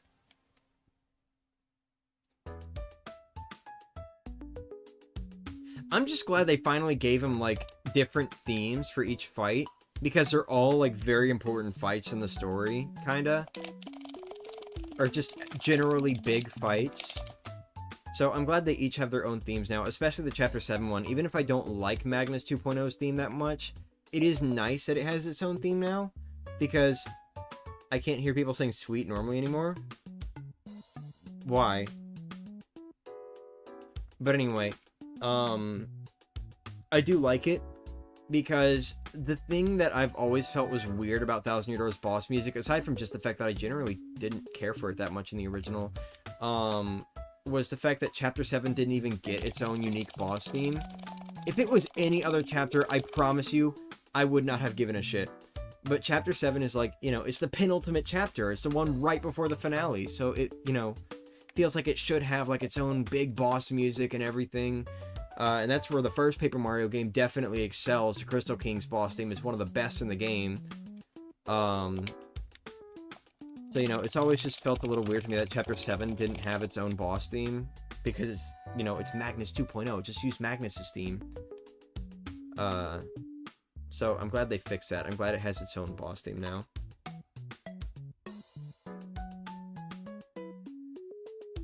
The most perverted anime character I know often says with a Japanese accent, sweet. No, don't associate it with that. That's icky. Sorry, by the way, I know it doesn't have anything to do with the stream. No, it's fine. It's totally fine. We're just chilling. I don't care. This is one of those chill streams where it's just, let's just talk about whatever, honestly. Okay, I think everything just suddenly dipped out. I'm not getting the Amazy daisies anymore. It's been about, I want to say, 3 to 5 minutes. Let me try this guy over here.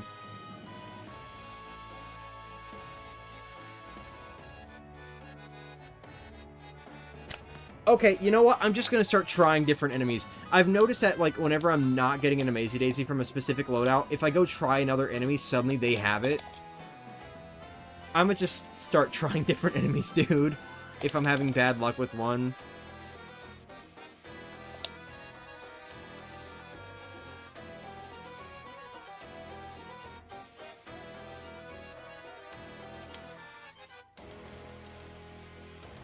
I like this variation of Rogueport's theme, by the way. It's cool.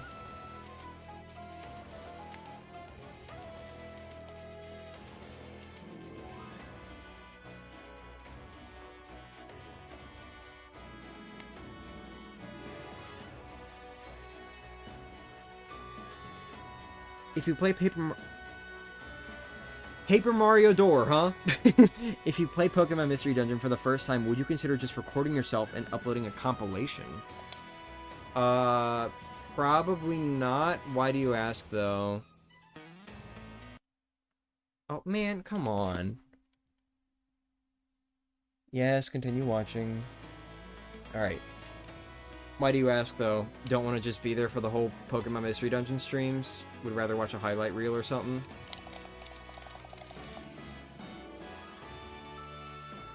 It would make things easier as far as, like, the PNG tuber is concerned, because, like, honestly, I kind of would want to just have, like, the form be whatever I get, but unfortunately, that would require me to draw up something for every possible Pokemon I could get, so, you know, I don't know about that. But, you know, it would make things easier if I recorded that, because then I could just, like, pause the game with, like, a restore point or something, draw it, and then come back to it. I don't know. I think streaming it could take away from the experience, really. How so?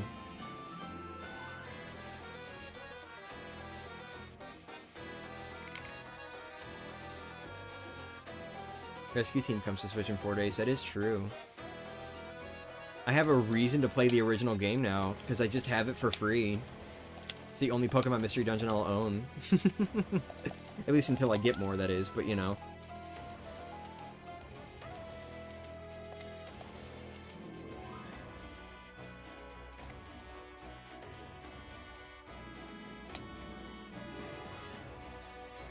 Part of me wants to try to get Merly to start showing up again, but that would require me to not kill every enemy within the first turn of the fight, and I'm not doing that.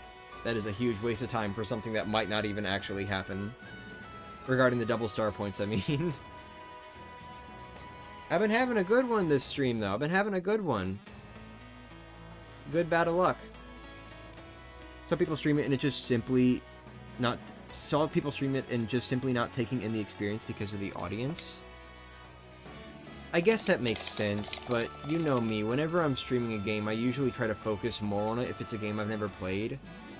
Of course, I will, you know, focus on the audience a little bit too, but I'm not going to sit there and, like, talk over dialogue or anything if it's my first time playing a game, you know?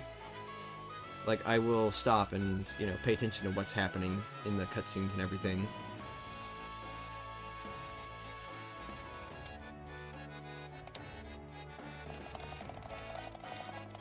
Hell, even if it's a game I have played, like, sometimes, you know, with Thousand Year Door, for example, I'll just try to do it anyway, just focus on the cutscenes. So, it depends. A strict no-spoiler rule should be there for Pokemon Mystery Dungeon. Yeah, for sure, for sure. But he's got a Repel Cape now. Good for him.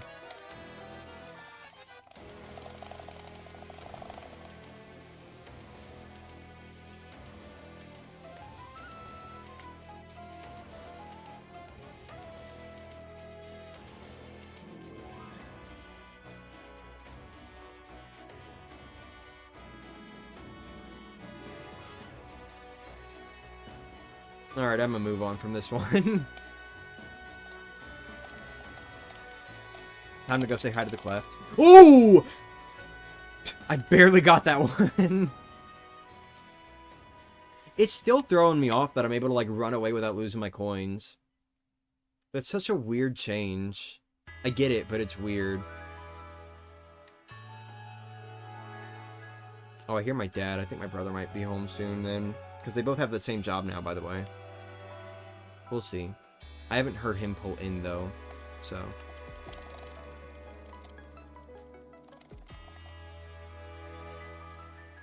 One thing I can at least give you before the game comes out is how to rearrange your settings in-game. First game is frustrating in a way. Oh, for sure. Go ahead and let me know then if you think it'll make the experience better. Sorry, Yoshi, I did not mean to hit you.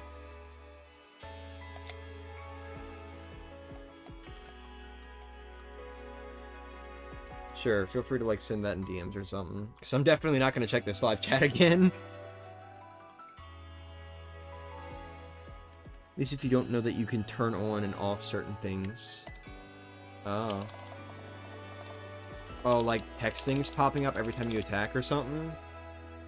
Like that sort of thing? Or...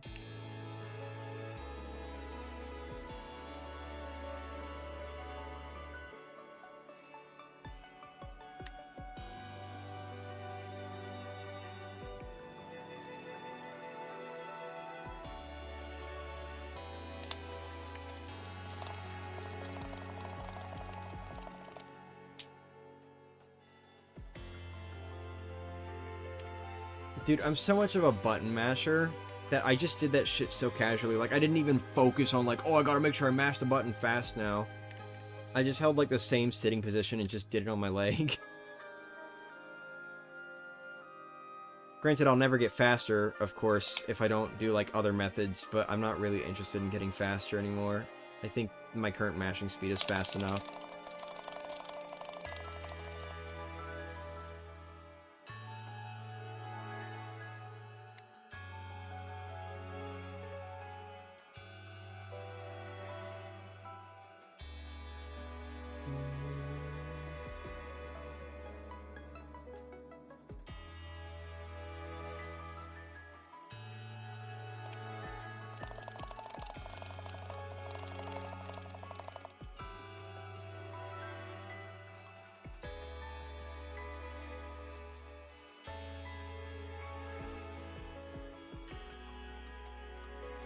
Okie doke. Welcome back.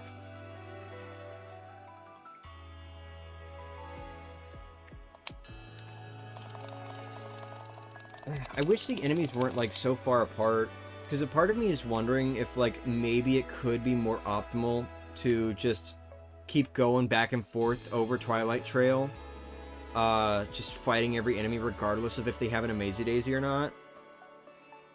But the problem is the enemies are so far apart that, like, I feel like it's probably faster to just, like, try to grind out an Amazy Daisy on an enemy that's close to a loading zone than, you know, walking between all of them. You know? Even if I would be getting, like, the extra 1 star point from each fight that doesn't have an Amazy Daisy, that would still make, like, a lot more time just walking between enemies.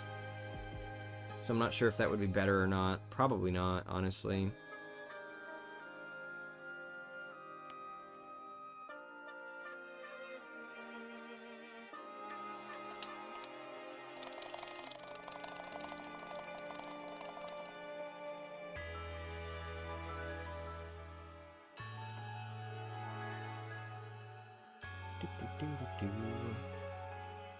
Only level 50 still. Okay.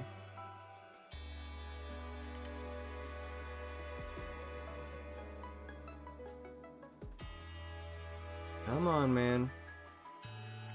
Alright, next fight is the last one, then I'm gonna give up on these enemies, claim my 1 star point, and then move on to the third guy.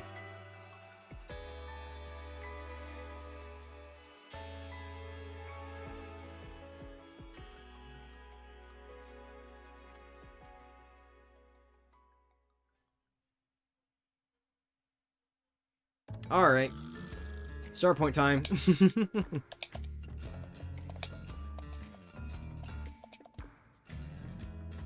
Something I thought just now, I think if all danger themes were based around the original one, like with the battle themes, they would have been more charming. Maybe. I personally like them regardless, but I get ya.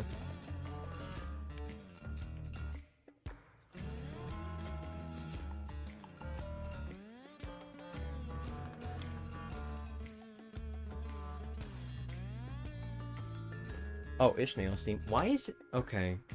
Why is Ishnael's theme, like, after Chapter 5's music? That one doesn't even make sense at all. That one should be Chapter 3. I don't think you ever go see Ishnael again, or at least not forcibly, after Chapter 3.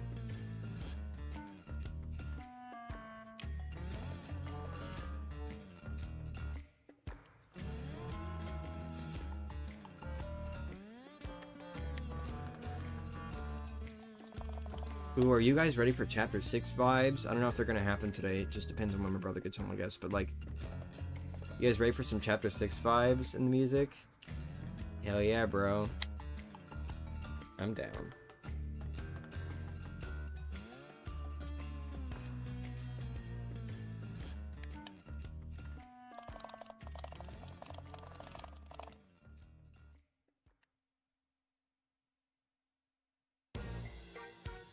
Oh, there's Don Pianta.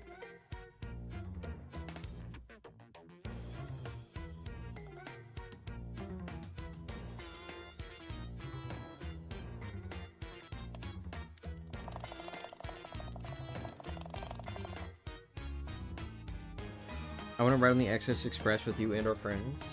Me too.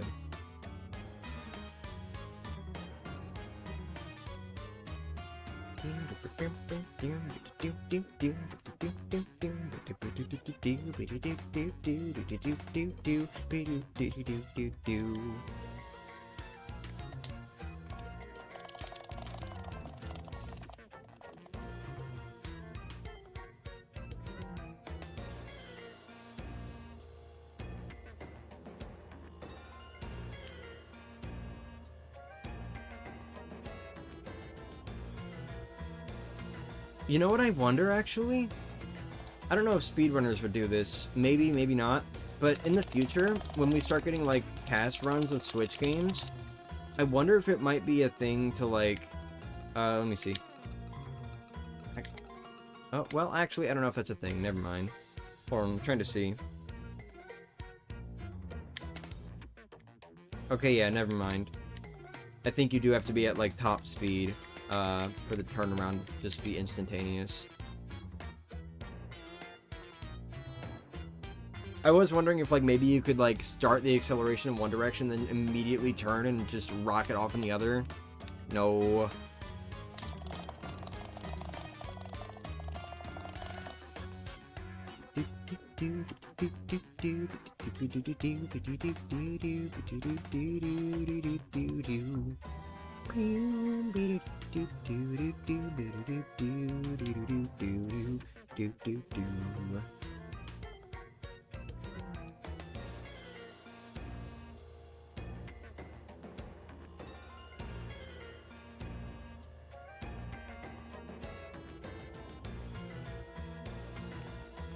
Midnight, perfect time for something. Hold on. About to get a can thrown at me. Get out of here.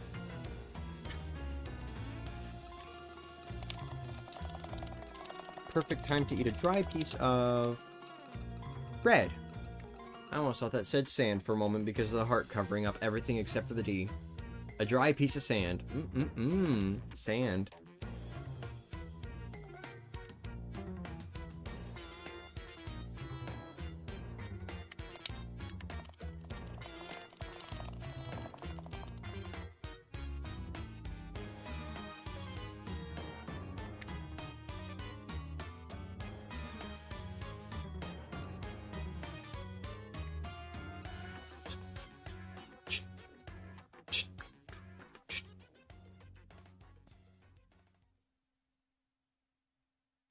Ooh! Gimme.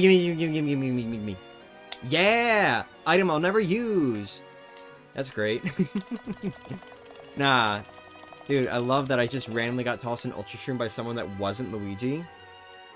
Sand, you mean the baby crabs? Yeah.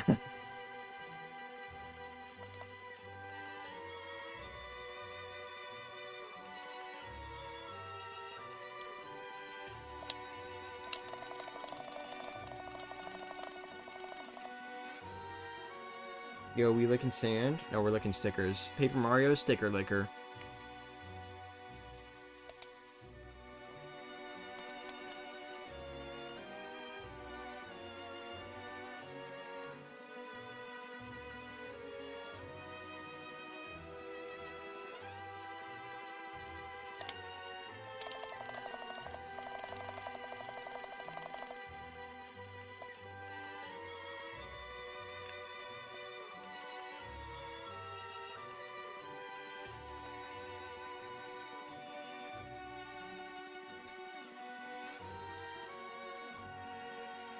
Come on, man. Just need one more to show up.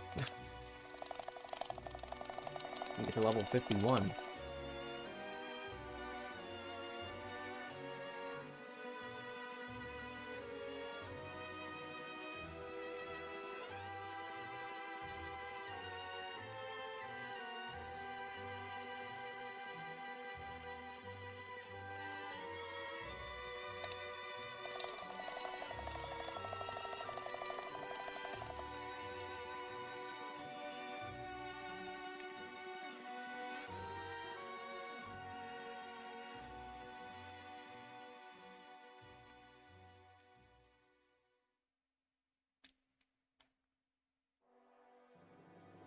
Oh! I was like looking at chat when they showed up. Hi. And welcome to the Access Express.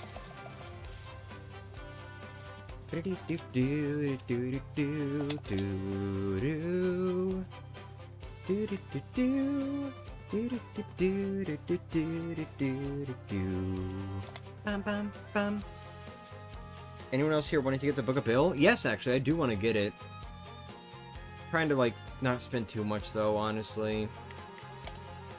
But anyway. Can I tell some of the funny things that are in there? Maybe not here. Sorry. I am still a huge Gravity Falls fan, and I want to get the Book of Bill for myself.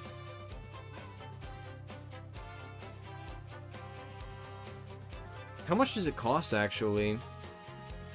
If it's not too expensive, I might just go ahead and get it anyway. You know, just like how I might just go ahead and order a new controller. We'll see, though.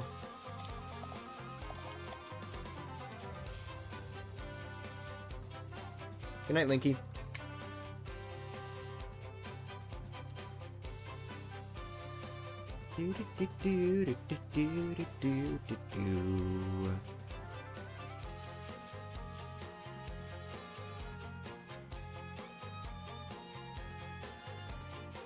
Hey, Luigi. It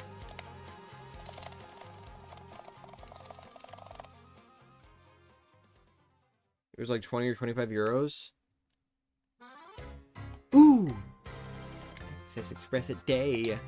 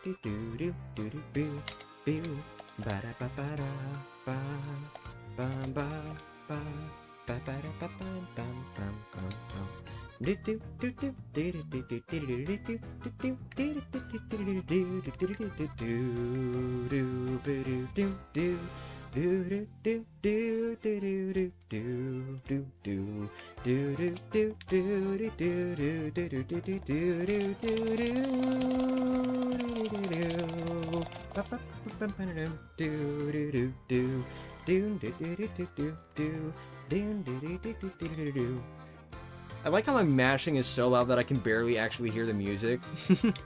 When I'm mashing, I mean. Got the previous week of college work done. Less than 2 weeks left. Ooh, nice. What level am I right now? I'm in level I'm at level 51. I had like a huge bout of luck for like a little bit where I got, I want to say, there's also a premium edition, don't know how much that is. Oh, I don't know about that.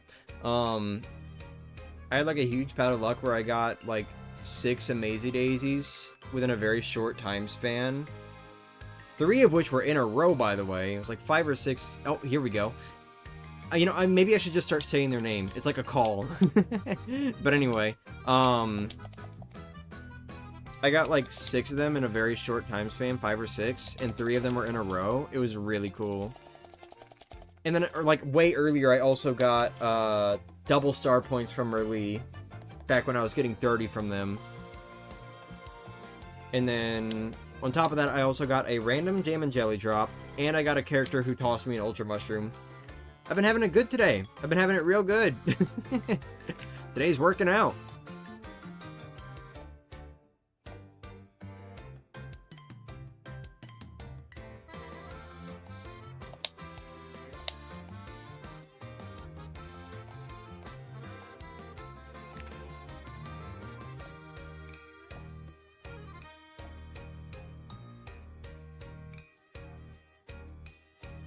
Of course, you know, I still haven't actually made it through, like, 10 levels yet. My goal is to try to get 10 levels done in this stream, but we'll see if that happens. I'd have to get pretty lucky, I think. Of course, I don't think pretty lucky is going to help me, but, you know. I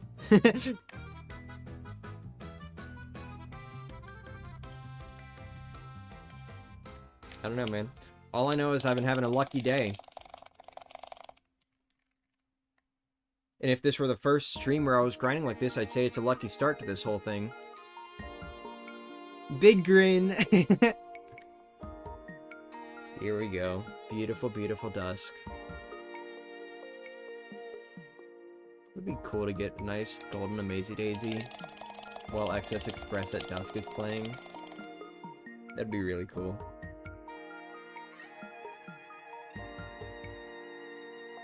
It's even kind of dusk in Twilight Trail with its 2 moons. Ah, was hoping.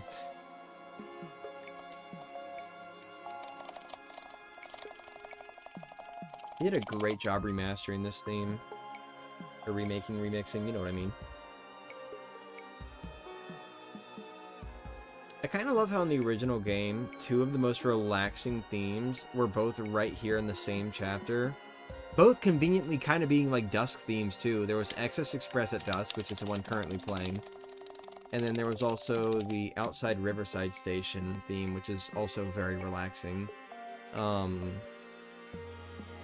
course, there's also Access Express at night, if you consider that one. I don't really care for that one too much, but, you know. Still a very nice track. Very, very lovely.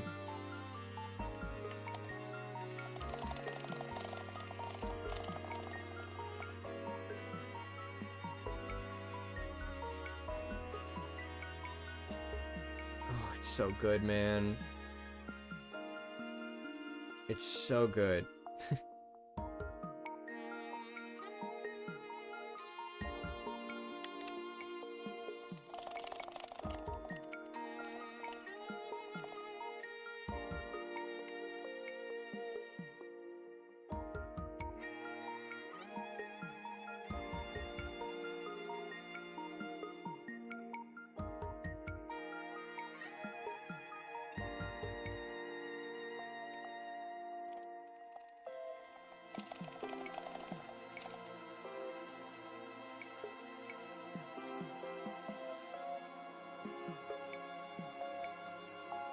So just like how the Riverside theme changes at the other part of the station, it gives a different vibe. I think that one was fine, personally. I do get being upset over it. It's just, oh, here we go. Hey, look at that. We got it. It's just that, like, for me personally, they still kept the music kind of quiet, I guess. Like, it's not the same sort of ominous quiet that you get from the original game. But I do think the music still fits the area very well, and as someone who does like that general style of music that they had going, I think it's fine. Especially because Riverside Station is still silent on the inside until you step out on that right side again. That's when the music kind of like slowly fades in. And then from there it's, you know, always playing when you're inside or on the right side of the station. So, you know, it is what it is, but I think it's fine. That one doesn't bother me as much as, like, the moment before the final boss being quiet now. That one feels very... I don't like it. But, you know.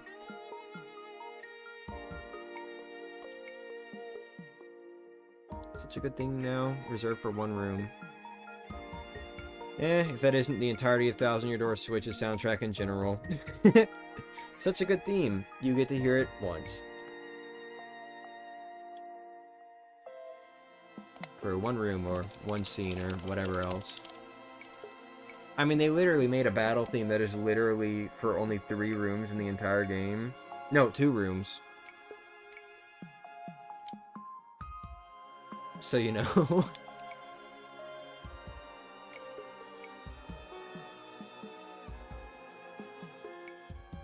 I do think they did kind of overdo it a little bit with the music in the remake. I think there's a little too much, but it's still fine, honestly. I enjoy listening to them at least, so that's good.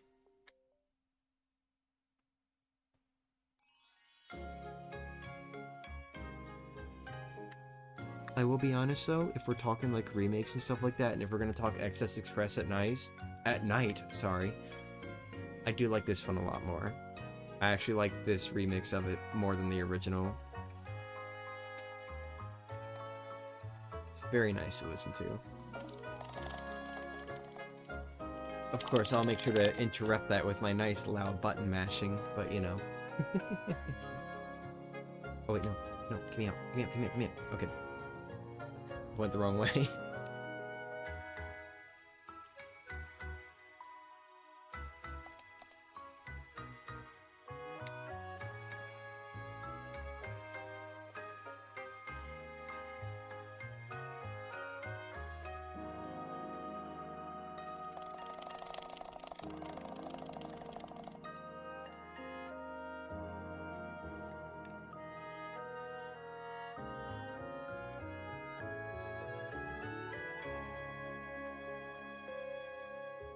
Suddenly, Twilight Trail has an entirely different vibe when Excess Express at night is playing. It's pretty cool, right? I think it's very cool. I think to myself without my mouth moving. I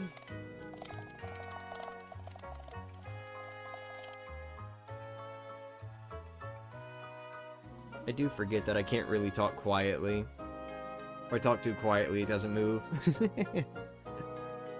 Oh well, we'll just act like I'm just thinking to myself.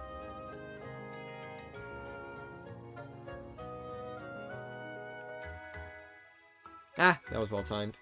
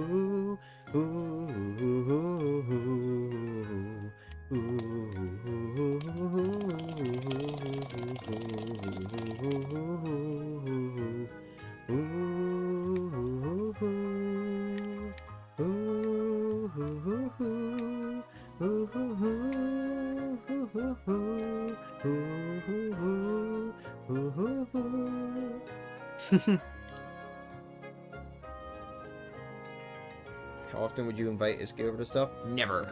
Hey, Marshy. Oops. Welcome back. Stevie.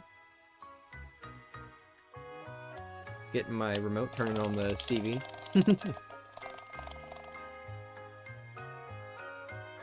Origami King soundtrack, over 300 tracks. TTYD soundtrack, over 400. New Paper Mario, over 500. Oh, I'm sure they'll top it. Like, ever since, I want to say... If we consider Super Paper Mario a starting point, the soundtracks have just progressively gotten longer for each Paper Mario game. Of course, you know, I think before Super Paper Mario, you had longer soundtracks through, like, 64 and Thousand Year Door, especially 64, I think.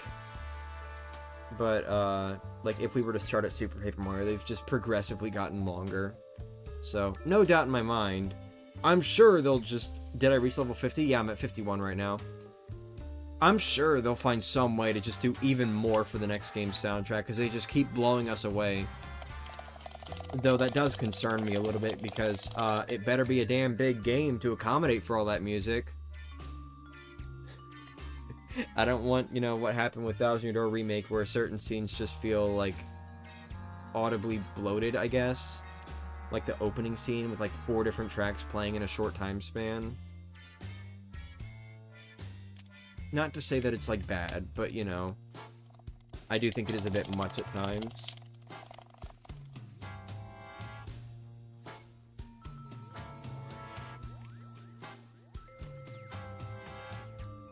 I'm doing alright, how are you?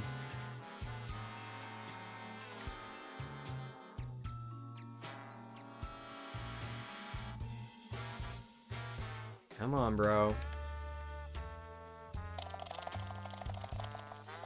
Need this Amazy Daisy to show up soon.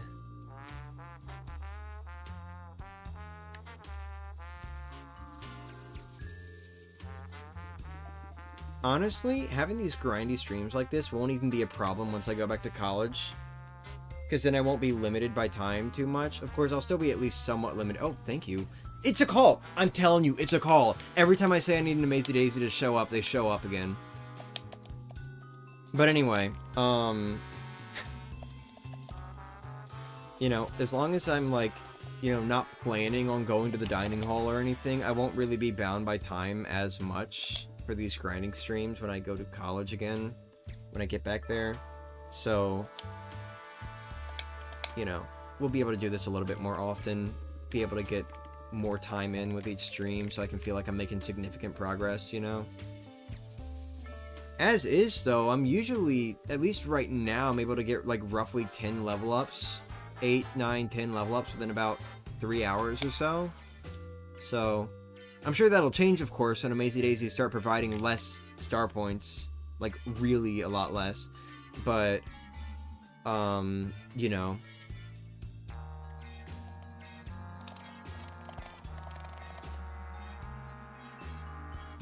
Hope you remember your homework? I'll try. Exploring Twilight Trail for extended amounts of times here reminds me of a Paper Mario fan that's no longer in these spaces. Kind of melancholy feeling. I getcha. Oh shit. Hi. Dude, I'm loving how many Amazy Daisies I'm getting. It'd be really cool if they just, like, always showed up every time I fought. Maybe not always, but you know.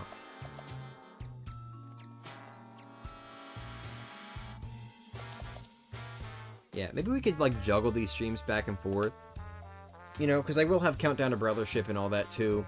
So maybe we could juggle back and forth between Countdown to Brothership and Thousand Year Door grinding, and then finally get started on Mario Party 3 or something like that, you know?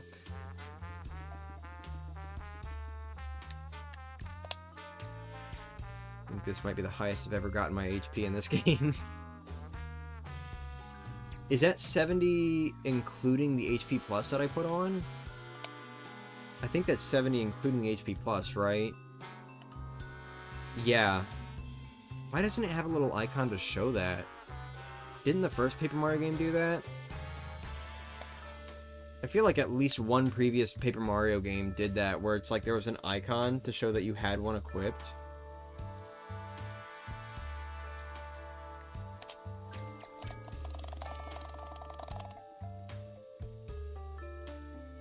I got that really quick, dude. What race of partner would you add in Brothership? Like, among the partners that have existed in Paper Mario? Probably... I mean, I don't need to say, like, Goomba or Koopa or anything, because, you know... We're obviously getting those. But, maybe, like... More Bob-Ombs? Or...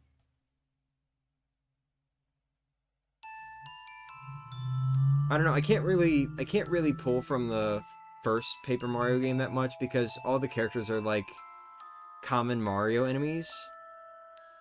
But it's hard to pull from this game either. I guess Little Mousers. You know what? Let's do Little Mousers. I'd love to see them come back. Little Mousers, or whatever the hell they're called. Squeaks, whatever. You know, the thing that Miss Mouse is.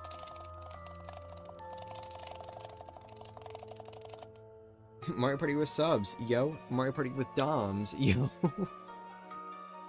Someone else. They made hundreds of fan-made Paper Mario music tracks that were on par with the quality of the 1000-year remake. The best I've heard, alongside fan art before closing. Oh, did they happen to... Obviously, there are a bunch of people who've done that, but they wouldn't happen to be the person who made the new Paper Mario soundtrack, right?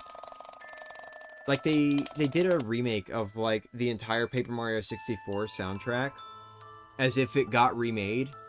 And they called it New Paper Mario, and I remember listening to that for a while. Would that happen to be the one? Gotta go now, see ya. Bye, Andre.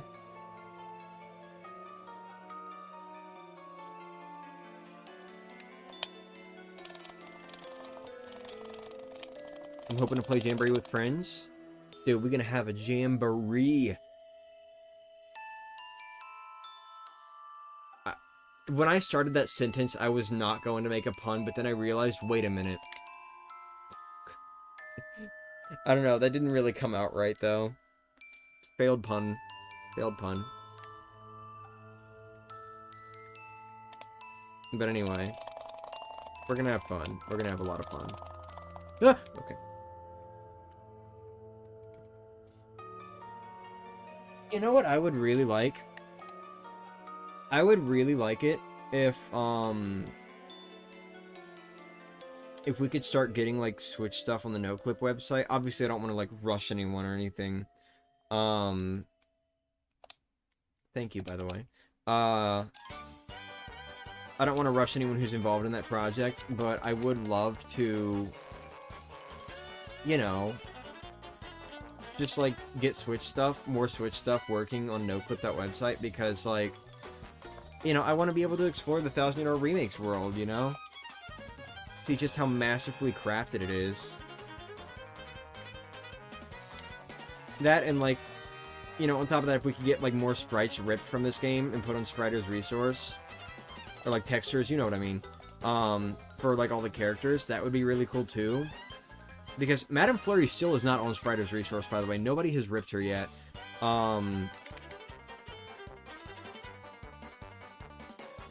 But, you know, in general, I would like it if we could get more stuff for this, or from this game, like, on the internet, as far as, like, assets are concerned.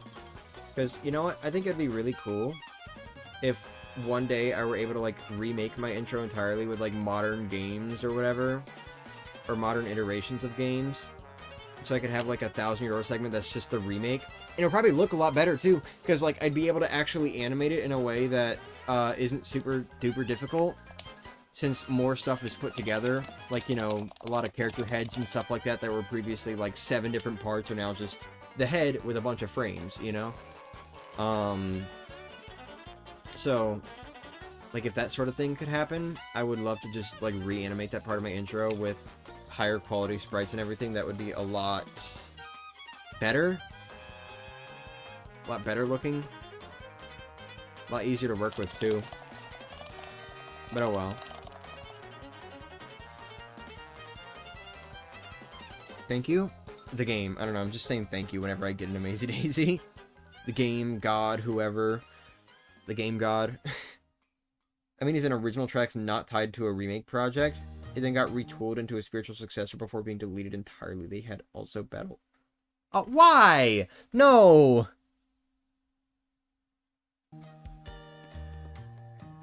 They also had battle variations before the 1000-year remake. Yeah. I see. Were they just, like, someone who made, like, Paper Mario fan projects? Like, was it like a Paper Mario Countdown to Chaos or Epic Paper Mario or whatever, that sort of thing? Dude, I wish I could find it, but, like, there was this one Paper Mario fan game that I remember seeing on, like, a Reddit sub-page or something. I don't know, I don't really go on that website. But I remember just, like, being on there to look for something, and then I saw a thing linking to, like, a Paper Mario fan game someone was making. And it looked so good. This was before Origami King was a thing. I think Color Splash was, like, very recent when I saw this. This was, like, a while ago. But I literally only remember seeing, like, this one clip, and it was, like, Paper Mario at what looked like a sort of campsite thing. And, like, the animations were, like, on par with the original 1000-Year Door. It looked really good.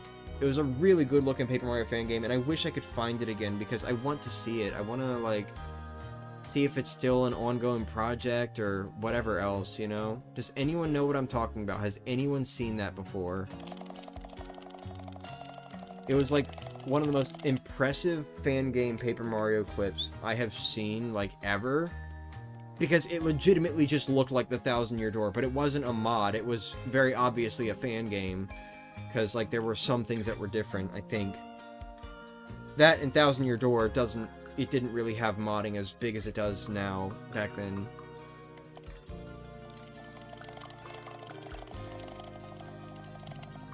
Hope the best for that person, regardless of Paper Mario connections. Must have gone through a lot since then. Probably, yeah. Who would be the game god in this case? Like Toby Fox is to Undertale and Deltarune? Shigeru Miyamoto. Come on. I don't know, man. It's not the camp one, but I'm interested in knowing the history of this apparently gone project you mentioned. Right? I want to know what it was, but I literally only ever saw it on, like, a Reddit subpage that I wasn't even intending to go on, and I was never able to find it again. Hi! How's it going? No problem with just vibing. Hope you're having a fun time. Doo-doo. Doo-doo. Doo-doo. Doo-doo. Doo-doo. Loving the Riverside Station music, as always. You know how many memories I have with this game? A lot, honestly. But, like, even after my first playthrough, this is kind of, like, bringing it back a little bit, just hearing this music again. Even after my first playthrough, there was still, like, a lot of time where I was just, like, really connected to this game, kind of. Like, when I would make plans for my own game, or, like, I don't know, just generally listening to music and remembering things. Or, like, experiencing things, I guess. I don't know. Of course, Battle Theme had to come in and ruin that vibe. But, but anyway,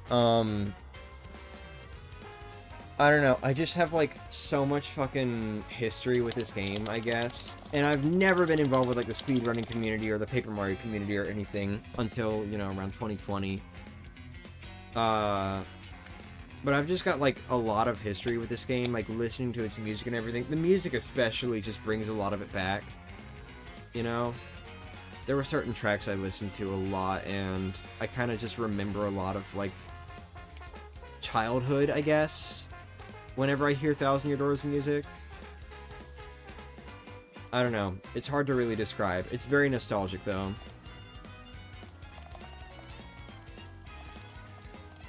Humanity needs to devote all of its resources to keeping Shigeru Miyamoto alive. Ah! You mean like Yoko Shimomura in her infinite youth? Right? That sort of thing? I just did that for 1 FP. Thousand Year Door Explorers of Sky are my 2 Ninty IP favorite 2000s RPGs ever made since childhood and will always be. For me, it was definitely Thousand Year Door and Bowser's Inside Story for a very long time. Bowser's Inside Story has kind of faded a little bit in favor of Superstar Saga. But, you know, just in general, those games have stuck with me for a very long time. And even though I can see myself, like, if they ever make, like, you know, if Mario & Luigi Brothership is, like, the most amazing Mario & Luigi game ever, or, like, if they make another Paper Mario game that I just, like, absolutely fall in love with, I can see myself, you know, I can see, like, the Mario & Luigi games in that top 3 just being pushed down a bit, you know, in favor of, like, this new game. I can absolutely see it if it's genuinely just that good. But I really do, especially now that this remake is out. And, like, I've got all the hype from the remake and everything. I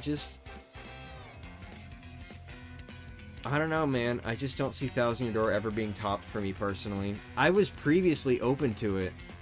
Before this remake happened, I was genuinely open to the idea that, you know, maybe Thousand Year Door does just kind of get old a little bit, you know? Maybe a new game could come out and I just end up liking it that much more. Obviously, I wouldn't have the experiences I had with Thousand Year Door. It would be a completely different situation, but, you know, like, I was open to it before, that maybe something could top it someday, but I don't know anymore now, because for one, the remake is just that good, but on top of that, I'm just having so much, like, so many memories and everything brought back when I play this game. I just don't know if it'll be topped, honestly. At least for me personally. I think I said personally twice. You know what I mean.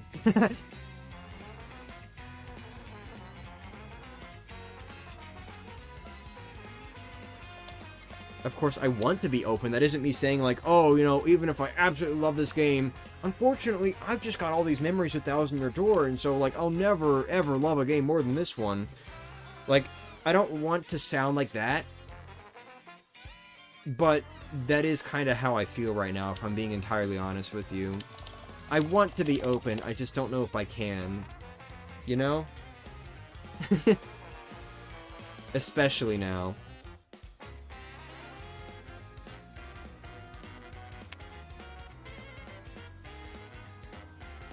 Do-do-do-do-do-do-do-do. Bum bum ba-da-dum dum do-do-do. I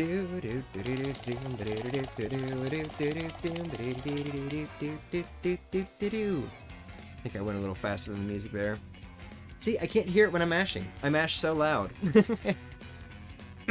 Excuse me. If I can just get to like level 53 or something, I'd probably be happy with ending off there. Oh, hey! Oh, he's got a shooting star. Cool. Good for you. You're out.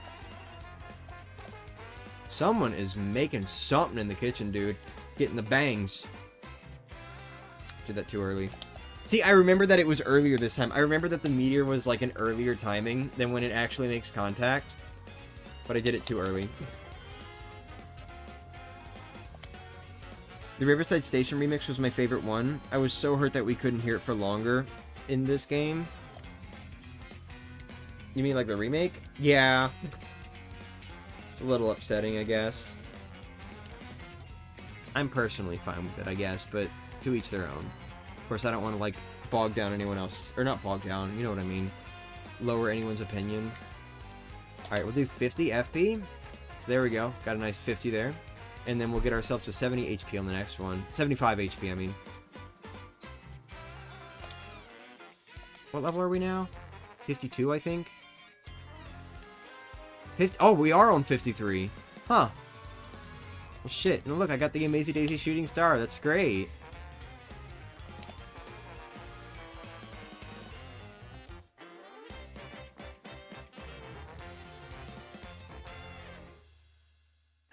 Thank you. More Amazy Daisies coming to be slaughtered by multi-bounce and ground pound. Speaking of ground pound, by the way, Oh my god, I'm too much of a Paper Mario fanatic. So, recently I brought the game over to my friend Mason's, and, you know, like, a bit back, like, earlier in the summer, I had him play through the first chapter, and he really enjoyed it, so I was like, fuck yeah, you know what, I'll bring it next time, and he was like, fuck yeah. So, I brought it when we hung out, and have I got any badge from them? I have not. Best I got was a jam and jelly. From the enemy, I mean. The best thing I got from these battles was an ultra shroom, but, you know, that wasn't from the enemy, that was from an audience member. But anyway, what was I saying? Something, I'm sure.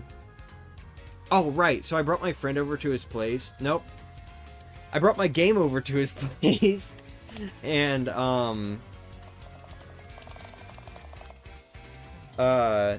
we were playing, and, you know, I had him go through chapters 2 and 3. I literally brought, like, multiple games, and he just played Thousand Year Door the whole time. He was that into it. I cannot believe I got one of my longtime friends to, like, genuinely enjoy this game, dude. That shit's so crazy to me. Because for the longest time, I was under the impression that, like, none of them cared about, like, Paper Mario or anything like that.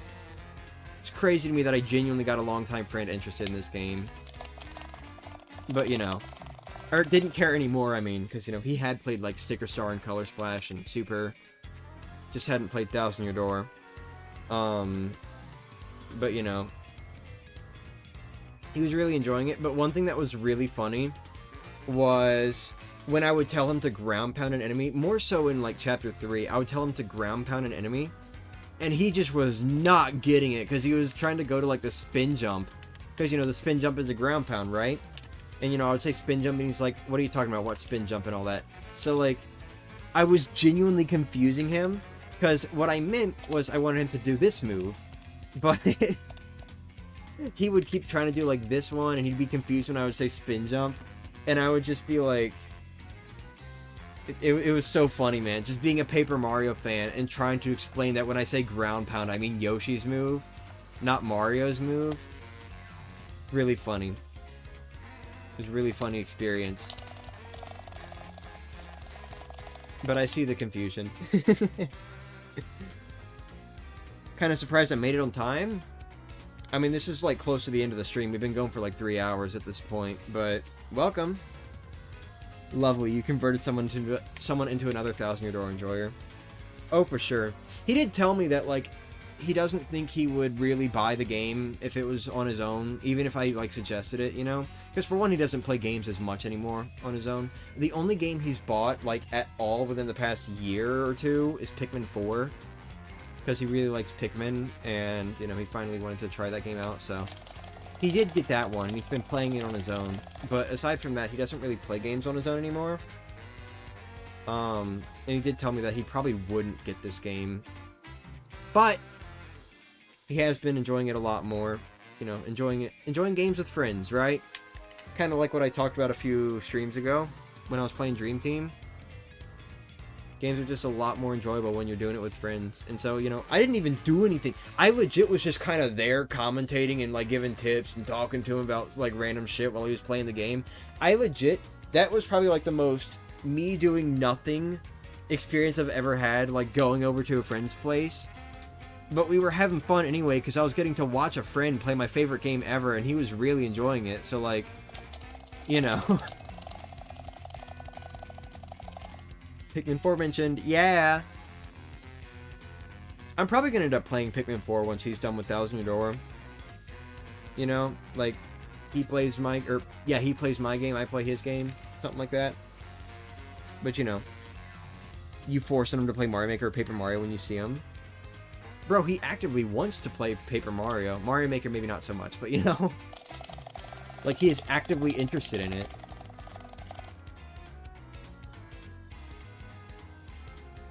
Okay, I'm gonna give up on this one.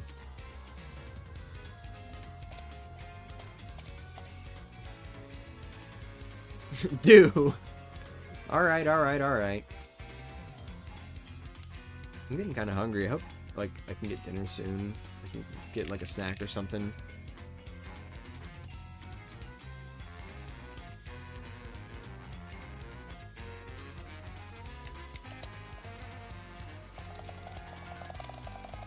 I genuinely do wonder if he'd be interested in playing, like, the first or third Paper Mario game again. Because he did play Super Paper Mario, and that would definitely be a game that's much easier to, like, pass the controller back and forth. You do a level, I do a level, you know, stuff like that. Oh, this theme. Riverside Station Deck. Or whatever it's called. What's it called? Hold on. I do wonder if he'd be interested in playing, like, the first or third Paper Mario game. First one because it's similar to this one, and third one because it could be, like, a pass the controller back and forth type game, like how he played Mario Galaxy. Plus, he grew up with Super Paper Mario. It's, like, the only Paper Mario game of the 3 that he had that he actually finished. But I'm not going to sit here and be like, okay, we're only ever going to play Paper Mario when I come over now. I don't want to do that to him. So, you know. We'll see.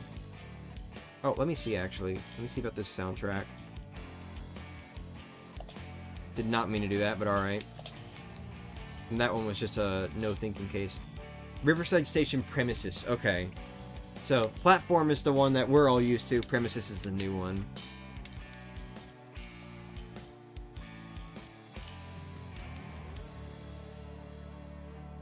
I do like this theme a lot because it reminds me of Tangerino Grill from Color Splash, which is probably one of my favorite, honestly. In general, I think the orange chapter of that game, that's chapter 5, I think that one might be my favorite. If we're going to talk, like, Color Splash chapters. But, I don't know, it's a tough choice between 4 and 5, 4 being the purple chapter, because that one's pretty good too, honestly. Well, when I say pretty good, I mean, like, good by Color Splash standards, but, you know. I think chapters 4 or 5, one of those two are probably my favorite from that game. I really love chapter 5, though, and especially, like, a lot of the music. All the stuff like Tangerino Grill, Sunset Express. It's really fun to listen to.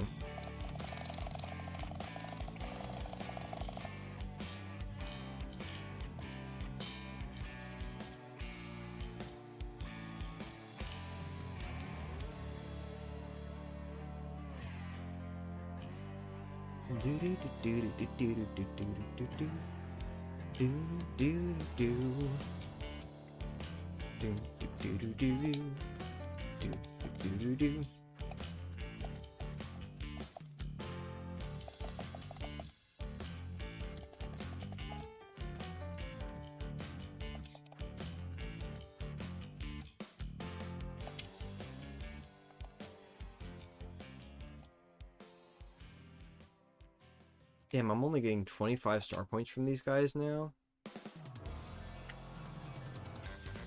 We are 1 level up away from having to fight 5 Amazy Daisies to level up. We're getting there, man.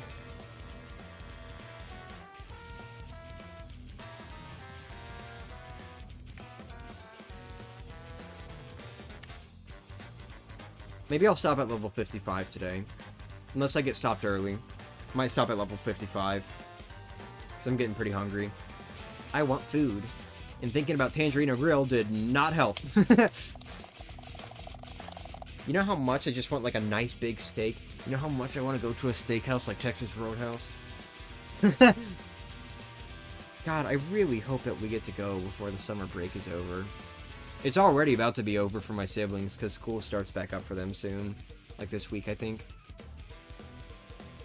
But, you know, like before I have to go back and pretty much be on my own until October. When you reach level 99, you should be, or you become another Amazy Daisy, and the cycle continues forever.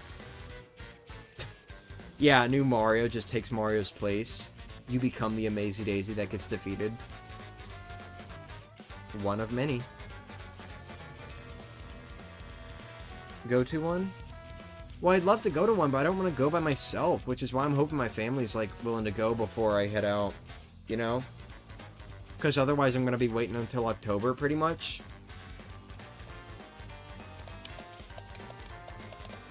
So that I can go with Steven, at least.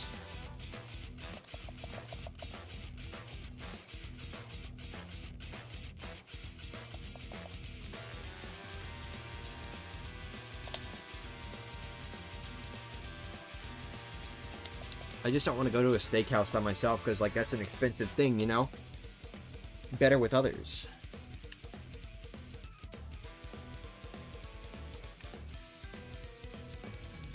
Fast food place I'll consider going by myself, because it's fast food, but, like, a whole restaurant? I don't know, man.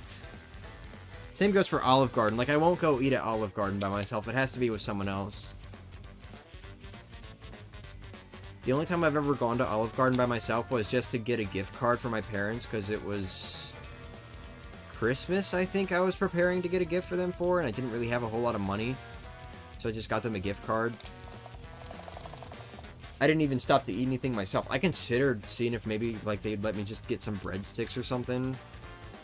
You know, I was willing to pay for that, but I ended up just walking out anyway. Back with headphones at a restaurant. Oh, wow! The timing. Hope you enjoy. So you can have an excuse to treat yourself to steak? Yeah. Bro, you gotta remember, I don't have that much money. Because I haven't gotten, like, a genuine, like, someone else, like, having a boss, you know, job. I've only ever had, like, commission works and, like, YouTube stuff and all that. So, you know, I don't really have that much money to just go and, like, eat at a restaurant by myself. I'd rather save it for whenever I have someone else to go with.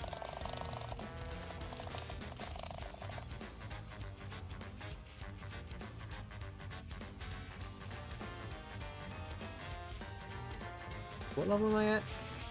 53 still? Dude.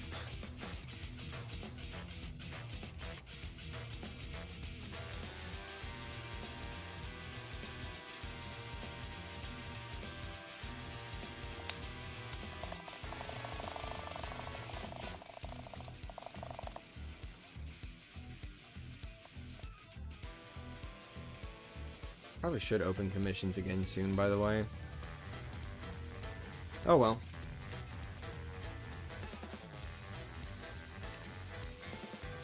Bro. How far of a drive would it even be from where you're at right now? It would be cool to meet you, by the way. But like, how far of a drive would that be? Because surely that's more than like 3 hours, right? It's 3 hours just to go from like my hometown to where my university is, and that's not even all the way across the state.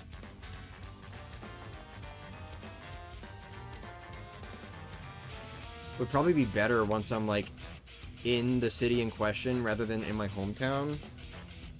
Just because that's like a much further drive for you, I think. I'd be down. You know what? Let's see if we can arrange a meetup while Steven's here in October. That'd be cool.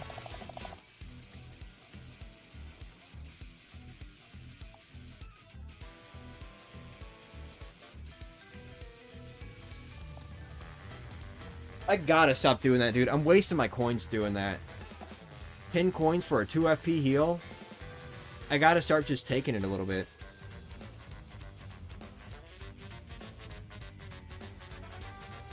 Need to get specifics, but we don't live too insanely far apart to my memory. Well, yeah, but, like, I don't know. We'll see, we'll see. We'll see. We'll talk about it in DMs, because I don't want to reveal my location on stream or anything. When are you all coming to New York? Honestly, that is a great question, dude. I don't know. We could probably, like, maybe someday arrange for, like, going to some sort of convention together. But, like, it would definitely have to be over, like, a summer break or something, because I do not have the time during school for conventions. And unfortunately, a lot of conventions just so happen to happen during a school semester. So I can't, like, fly out then, because I'd be missing a bunch of classes. I don't know. It just depends. It depends on, like, what would be... Ooh! More...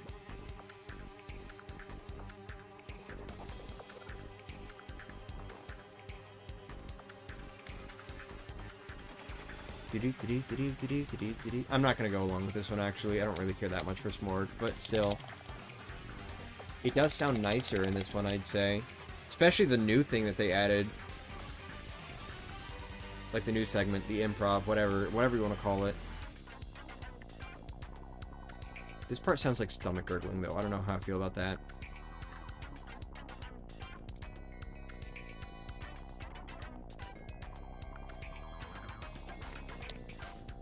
Come on, I just need one more Amazy Daisy, and then I get a level 54. And then from there, it's, 5 Amazy Daisies, ho! No, I'm gonna cut down on that one a little bit, because it's gonna be 24 star points, I think. Unless I just happen to get, like, 2 level ups in a row where it'll be 25. But... Or 2 levels, I mean, you know what I mean. Be-do-do-do-do.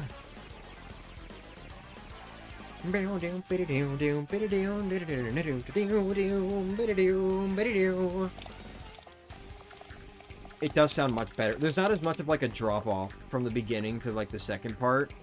That was my big issue with the original. Just did not like it as much because so much of that boss theme sounded so quiet compared to the build up part. So I'm glad they made it like a little bit more active. I do like that a lot. But anyway, I like the build-up. The build-up is really nice. I love the build-up. But it's just like when it drops off like right after in the original, it just, to me, that does not really sound that great. Because I expect like a big boss theme after that build-up, and then it's just do-do-do-do-do. Do-do-do-do-do-do-do-do. Like that. Or whatever. I mean, obviously not that specific part, but you know. That's my reasoning for not really liking that one. But anyway. Too bad I don't have any close Mexicans. Yeah. Anyway, about the Amazy Daisies, unless the next level is also 25 star points for each one, once I start getting 24, I think I'm just going to kind of make it a little bit easier for myself and start killing a few enemies so I can get the star points to make up for, you know, not wanting to sit here and grind out 5 Amazy Daisies for 1 level up when I'm trying to end off the stream. So, you know, we'll just defeat a few regular enemies, get some single star point battles in, and we'll only have to worry about 4 Amazy Daisies from there. Excuse me. Riverside Station premises is an accurate description of the high temperatures of the USA at the moment. Must be pretty hard living there. It depends on how adapted you are to the heat, honestly. Like, if you're a northerner, then yeah, it's definitely difficult dealing with, like, high heat. But a lot of southerners, and I won't say all, because there are some southerners that don't handle heat very well, but a lot of southerners are more adapted to heat, especially around, like, the Gulf of Mexico, because it's very, like, stable, you know, warm to hot temperatures almost the entire year here, except for in winter, where there's, I'd say, roughly, like, 2 weeks where it's a little bit chilly, which feels miserable being this close to the Gulf, because you got, like, high humidity, so it's, like, cold and wet air. Ugh! I hate it. It's horrible. But, it's not even, like, below freezing most of the time, either. But, like, just the wet part just does not feel good to me. But, the heat, the hot and humid, you know, whatever, it's not too bad, depending on who you are, how adapted you are to it. Still fucking sucks when it's triple digits, though. Like, I think anything over 95 degrees Fahrenheit is where I start getting uncomfortable. Because I'll, like, break out into a sweat really quickly around those... excuse me. Around those temperatures. But, like, anywhere from, like, 85 to 95... It's a little uncomfortable, but it's definitely manageable for me. And 85... Like, I'd say around 80 to 85 is my comfort zone, so... I think it's about time for me to shut up because my throat is giving out and I have not had water in a good bit. The one time it actually hits me, I miss the super guard, bro. Come on. Get out of here. When they're worth 10 or less, it might be better to go down the pit. Probably. It depends on how lucky I get with them in Twilight Trail, but I would probably just start doing pit runs at a certain point. Just to shake it up a little bit, you know?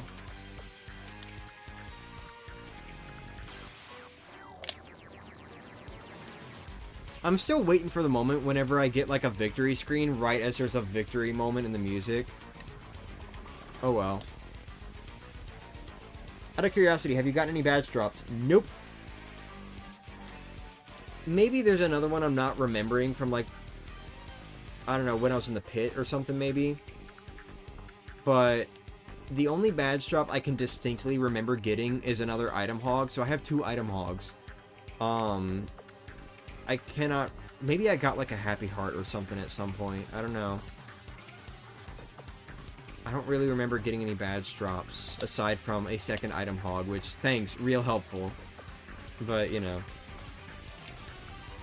Item hog isn't even that helpful either. It, like... Okay, so the way item drops are determined in this game, there are, like, 3 potential things you can get in any fight. It's like a... I don't know, I'd have to look it up, because I don't remember the exact specifics. How long were you on vacation? Or how long were my vacations? It depends. When I'm in college, like, in the middle of a semester, my vacations are usually about 4 days long. Occasionally, one of them is, like, 1 week long. But most of them are 4 days. But then winter is about a month, and then summer is 2.5 months. So that's the one I really like. But, you know. What's my level now? 54. But anyway. The way item drops work in this game, for those who don't know, it's not like a percent chance, exactly.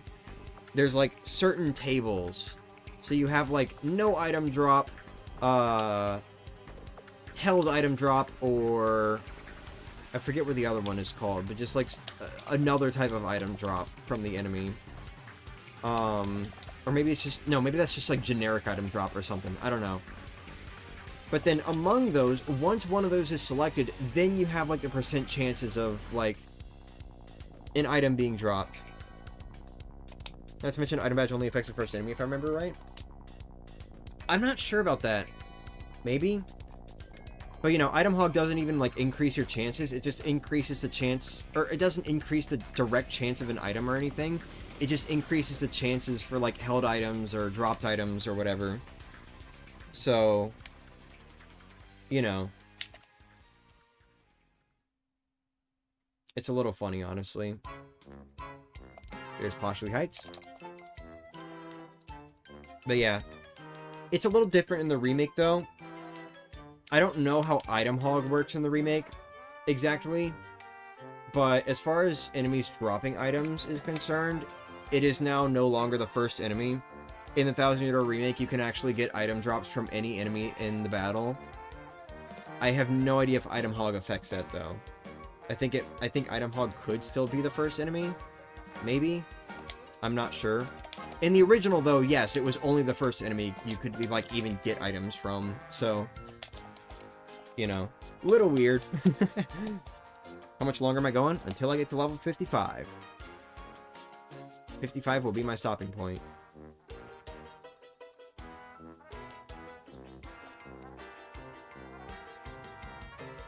Me getting super lucky on badge drops that I don't even want, but others would love to have, right?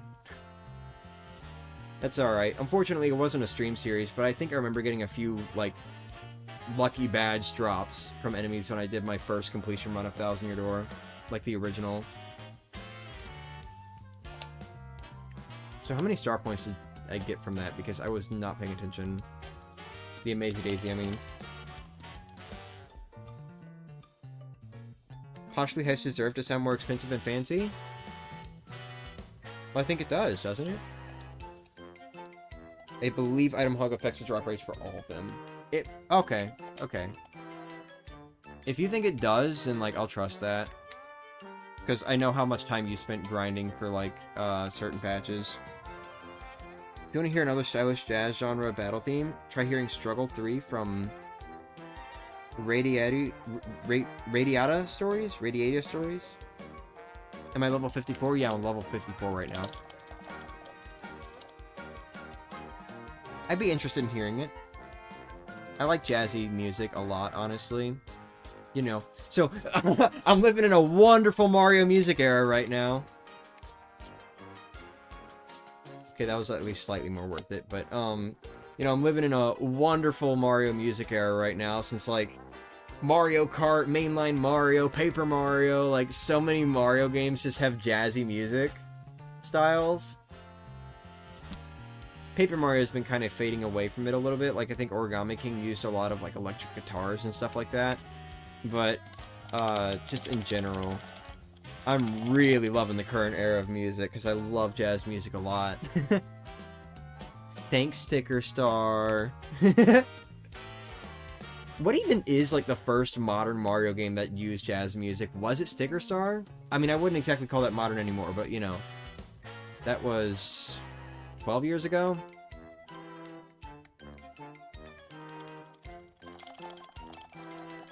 Whoa, I mashed, like, really fast there. Congratulations, you got the rarest Dull Bones drop. Wait, what?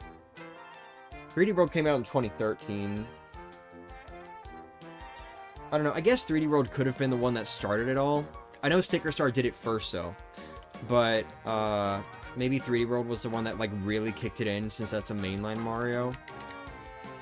Potentially. Ooh, I smell dinner being made. And I think it's like a hamburger helper or something. I don't know. I'm smelling it, though, and it smells great. Sniffy snoof. Come on. Oh, I love this, by the way. The fact that they gave the Park Tower its own theme, also. That's perfect, man. Doo-doo-doo. Got the Flower Finder badge from an enemy my first playthrough and used 2 in my setup. Oh. Have I ever played Terraria? I have, but not to, like, a full...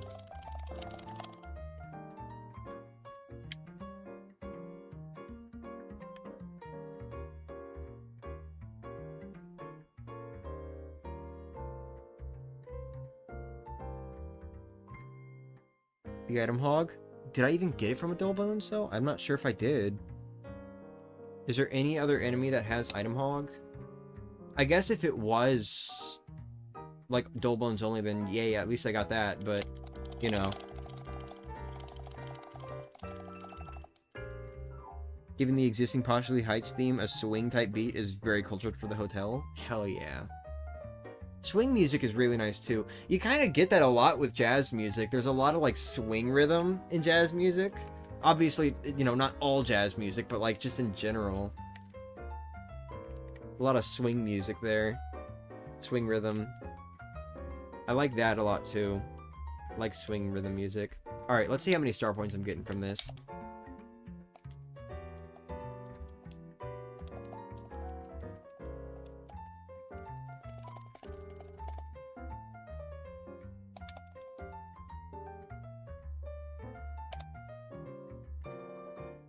Oh, I did get 25, so I don't even have to make up for it. Awesome.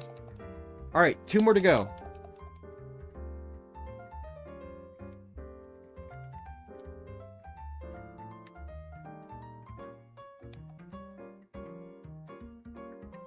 Dull Bones are the only ones who can drop item hog that early on. Oh, well, shit. Guess I got a rare item drop then. Nice. Yeah, I did get it in Chapter 1.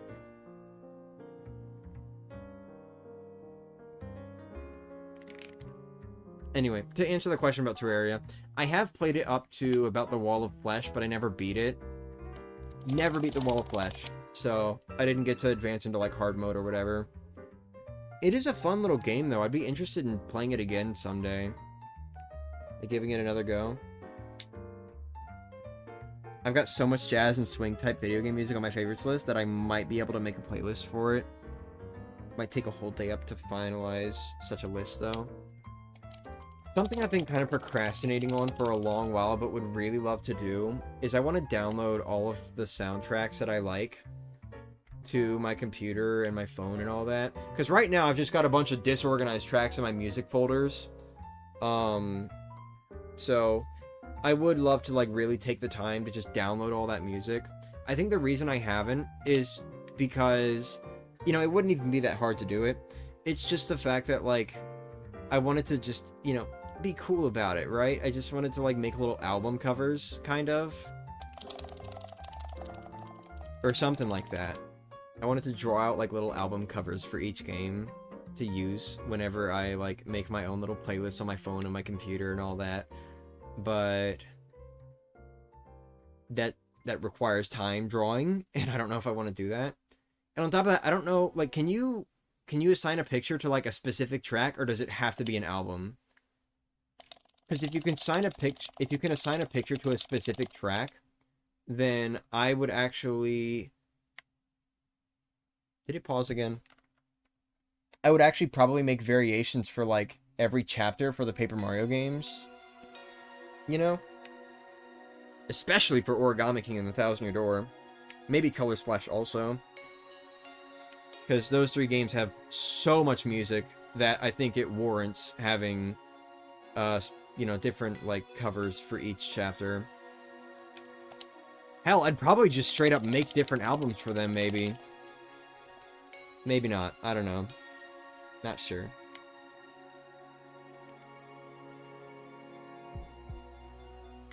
They made Partially Sanctum sound so good in the remake, by the way. It's so wonderful. Dude, I am smelling this food, and I want it so badly. Please, I need an Amazy Daisy to show up. Just two more. Two more Amazy Daisies. Come on, let's just do it. 1, 2. 2 back to back. Come on. Let's get some of that luck we had earlier. Just a little bit more. That's all I need. 0-1 is the rarest drop rate you can get from any enemy. Or any badge they may have, and not all enemies have 0-1. Huh. Come on, man.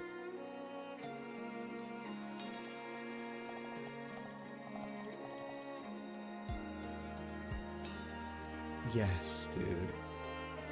Just hitting us again with that do. So good.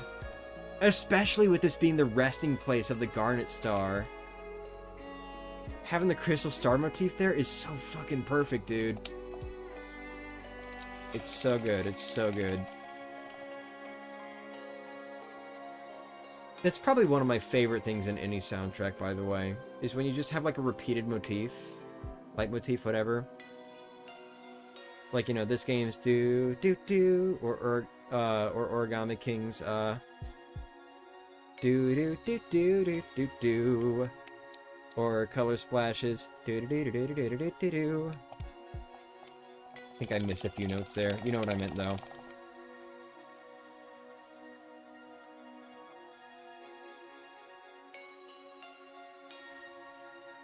It's just so good, man. It's so good.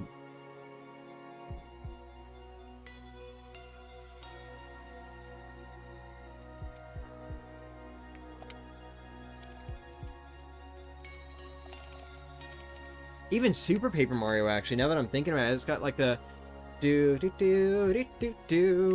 It's got that, like, in so many of that game's tracks. Which is perfect, by the way, because, you know, hey, what does that sound like? Do.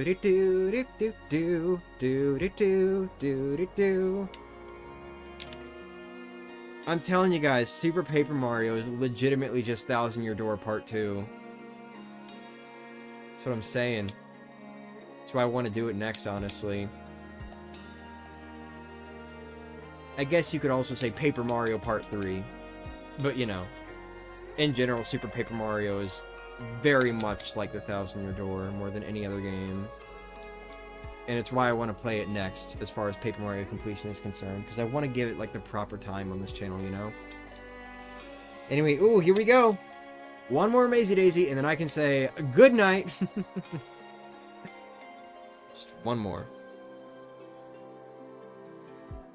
So great they added those details in the remake, right? I was so stoked hearing it in so many tracks. Alright, come on. I just need one more Amazy Daisy. One more, and then we can go.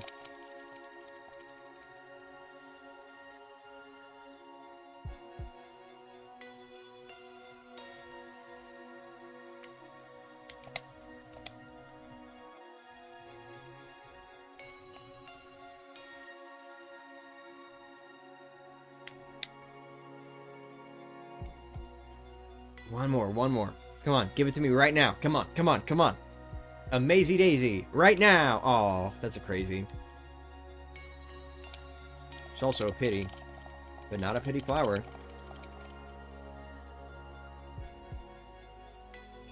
I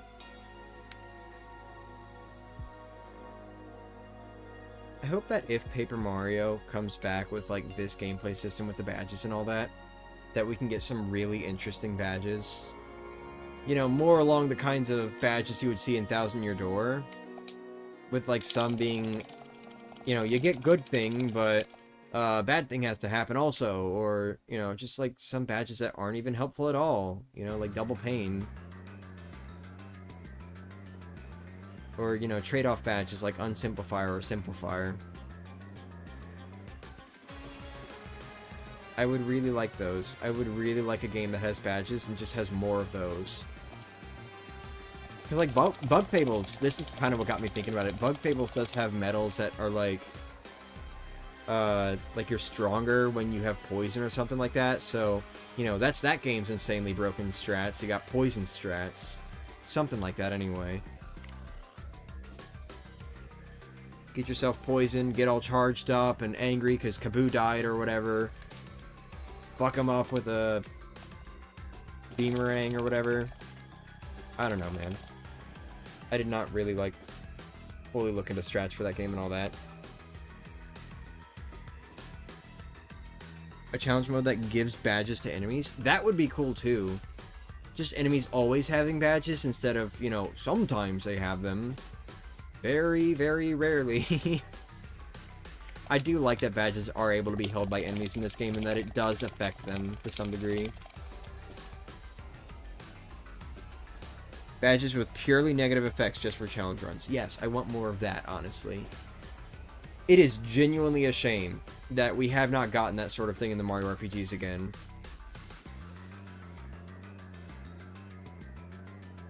Come on, bro. One more Amazy Daisy.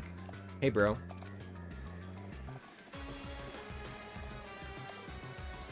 I'm still amazed by the way they changed level... Nope.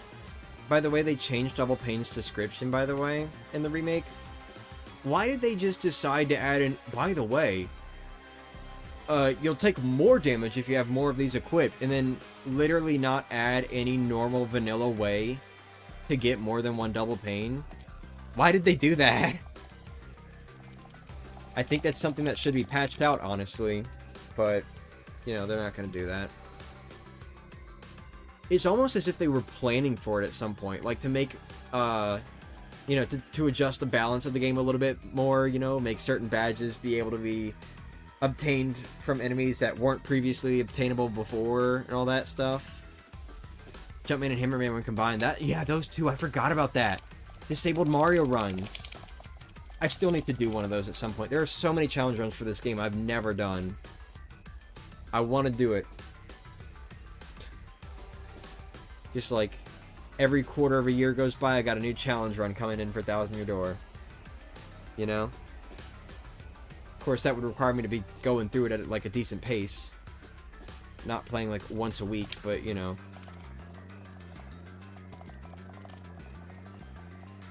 Do you think a Mario and Luigi-esque Rick and Morty game could work?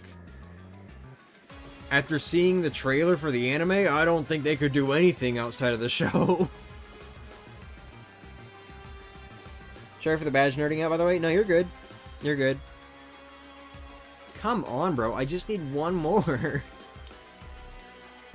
This guy's like my best shot, too.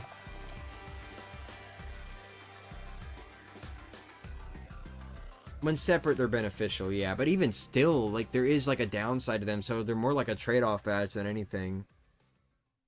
Which, again, I want to see more of those also. I don't want to only see positive badges. So, you know. We'll see how things go. I do hope this gameplay system comes back, though. And I hope that we get to see, like, different types of badges that aren't necessarily helpful. Because it feels like they kind of had that idea with Origami King's accessories, you know? They were like, yeah, we'll kind of give you badges back.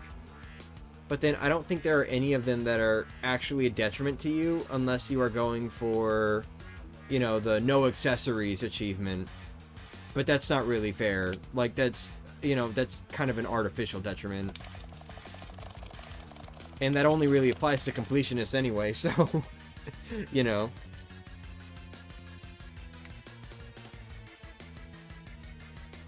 Daredevil badge based on the Daredevil boots? Dude, I would love to have a badge that's just like, you instantly die if you take damage. But of course, that would mean they would have to have a lot of easy ways to avoid damage. Like, you know, having stuff like Shell Shield and Super Guarding and, you know, like dodgy items like Boo Sheet and all that.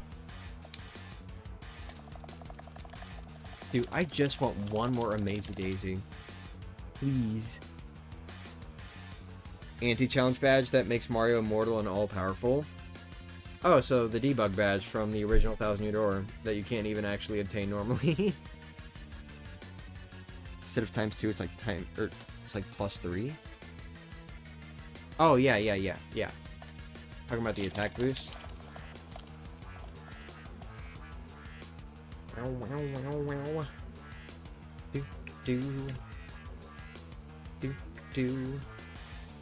In general, honestly, I think when it comes to RPGs, I do prefer just the way Paper Mario handles numbers.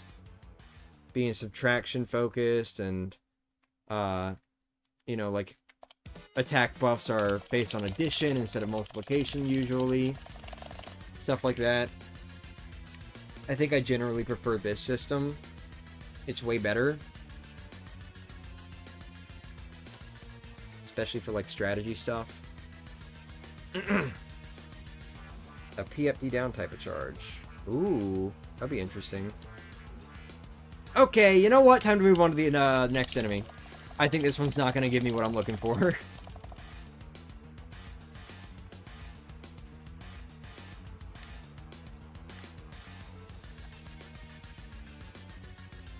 Oh, yeah, that run.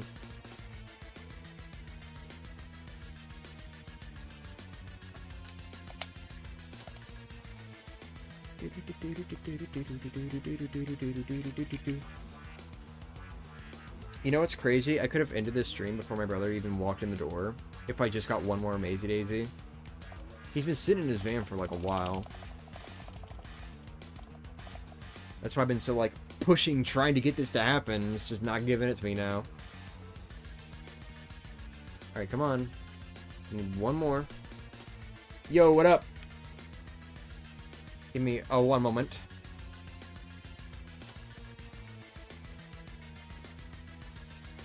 Oh, Carmel, please. Oh, do not do that. Fuck.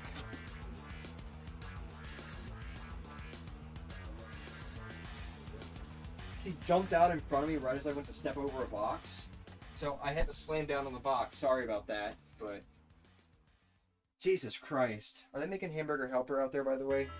That's what it smells like.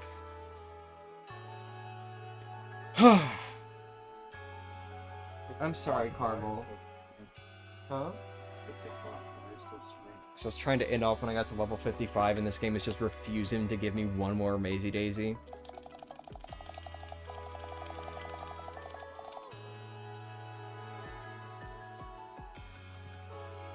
I'm sorry, Carmel.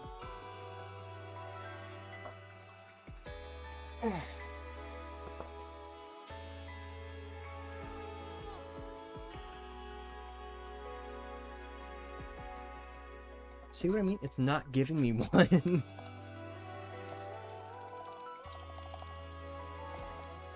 Check the other enemy, I guess.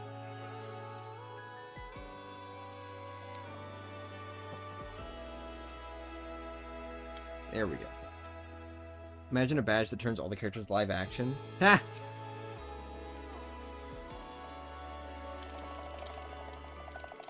Not even like actual live action, it's just photos of paper cutouts of the characters.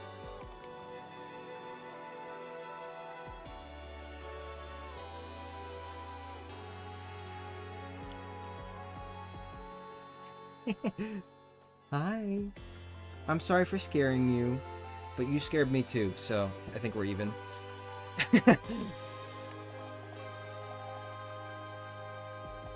An item that turns... Rabbits. Hmm? You want to look up and shoot more holes in my blanket at some point. I don't even know when. What? I didn't notice either. I just woke up last night to be in a pile of the glass beads. What in the hell? I'm sorry, man. It's cool. Just gotta sell it. You two are little troublemakers, you know that? An item that turns an enemy into a Goomba. Oh, welcome to Paper Jam. Actually, I'm trying to think. Isn't there... What other game am I thinking? Dream Team! No. Is it Dream Team? Maybe? I feel like I remember seeing, like, when I was going through the badges, that there's a badge effect in Dream Team that can turn an enemy into a Goomba. Or something like that. Or a mushroom, maybe? I don't know. Something like that. But then I also know Paper Jam literally has battle cards that can turn enemies into Goombas or mushrooms. Which is really funny. But, you know.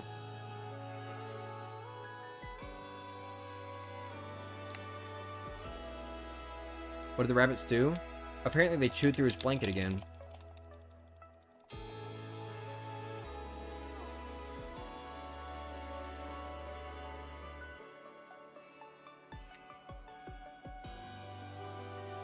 Thank you for at least running.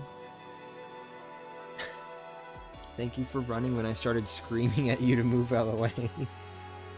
I'm sorry. I'm sorry, Carmel. Come here. Can I pick you up and hold you? Come on. It's okay. Sorry. I got you. Hey, baby girl. It's okay.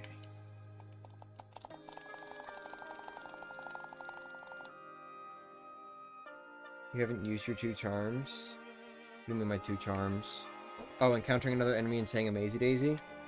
I mean, honestly, I do... Like, I want to have an Amazy Daisy, you know? Just an Amazy Daisy, like, right here. What the fuck? And he's got a shooting star again, too! What the hell, man? What? Where'd you go? Oh, there you are. Hi. Okay, I'm starting to think it is genuinely a thing, though. Is it actually a thing? Just that I can just say Amazy Daisy and make it happen? Is that my secret superpower? What if we all actually do have superpowers, but it's not like the kinds of superpowers we think? It's just like really minor shit. Apparently mine is making Amazy Daisy show up by saying it when I encounter an enemy. How many times has that happened in this stream? What a great theme to end off on, dude. Of course, we gotta listen to fucking Wonky. Great. Yeah, talk about shenanigans. Too bad there's no compilation of all the door themes. There is. In this same playlist, there's actually one, like, very early on that is just all the door themes. Even ending off with, like, when the door opens.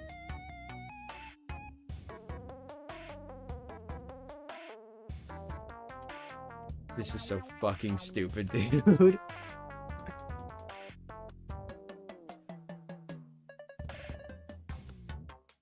Alright, well, we're level 55 now, so... Whoa, that looks weird.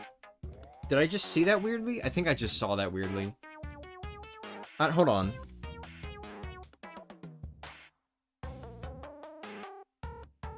Chewed.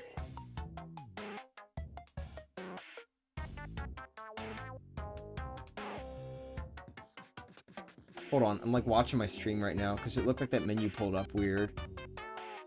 Okay, no, I just saw things. Alright, we're good. Whatever. Wasn't this blanket chewed through? Wait, no. Chewed through? Maybe it is chewing through. Chewed? I think it's chewed. Wasn't this blanket chewed through just a week or 2 ago? Maybe. Anyway. I'm gonna end here. Good night. Thank you all for watching. Thanks for being here. I appreciate it. Next time, we'll go to level 56 at least. Thanks. See you then. Bye. Probably not going to be another one until like next week maybe, unless I just really feel up to it. Bye-bye. Thanks for dropping in. Love you all.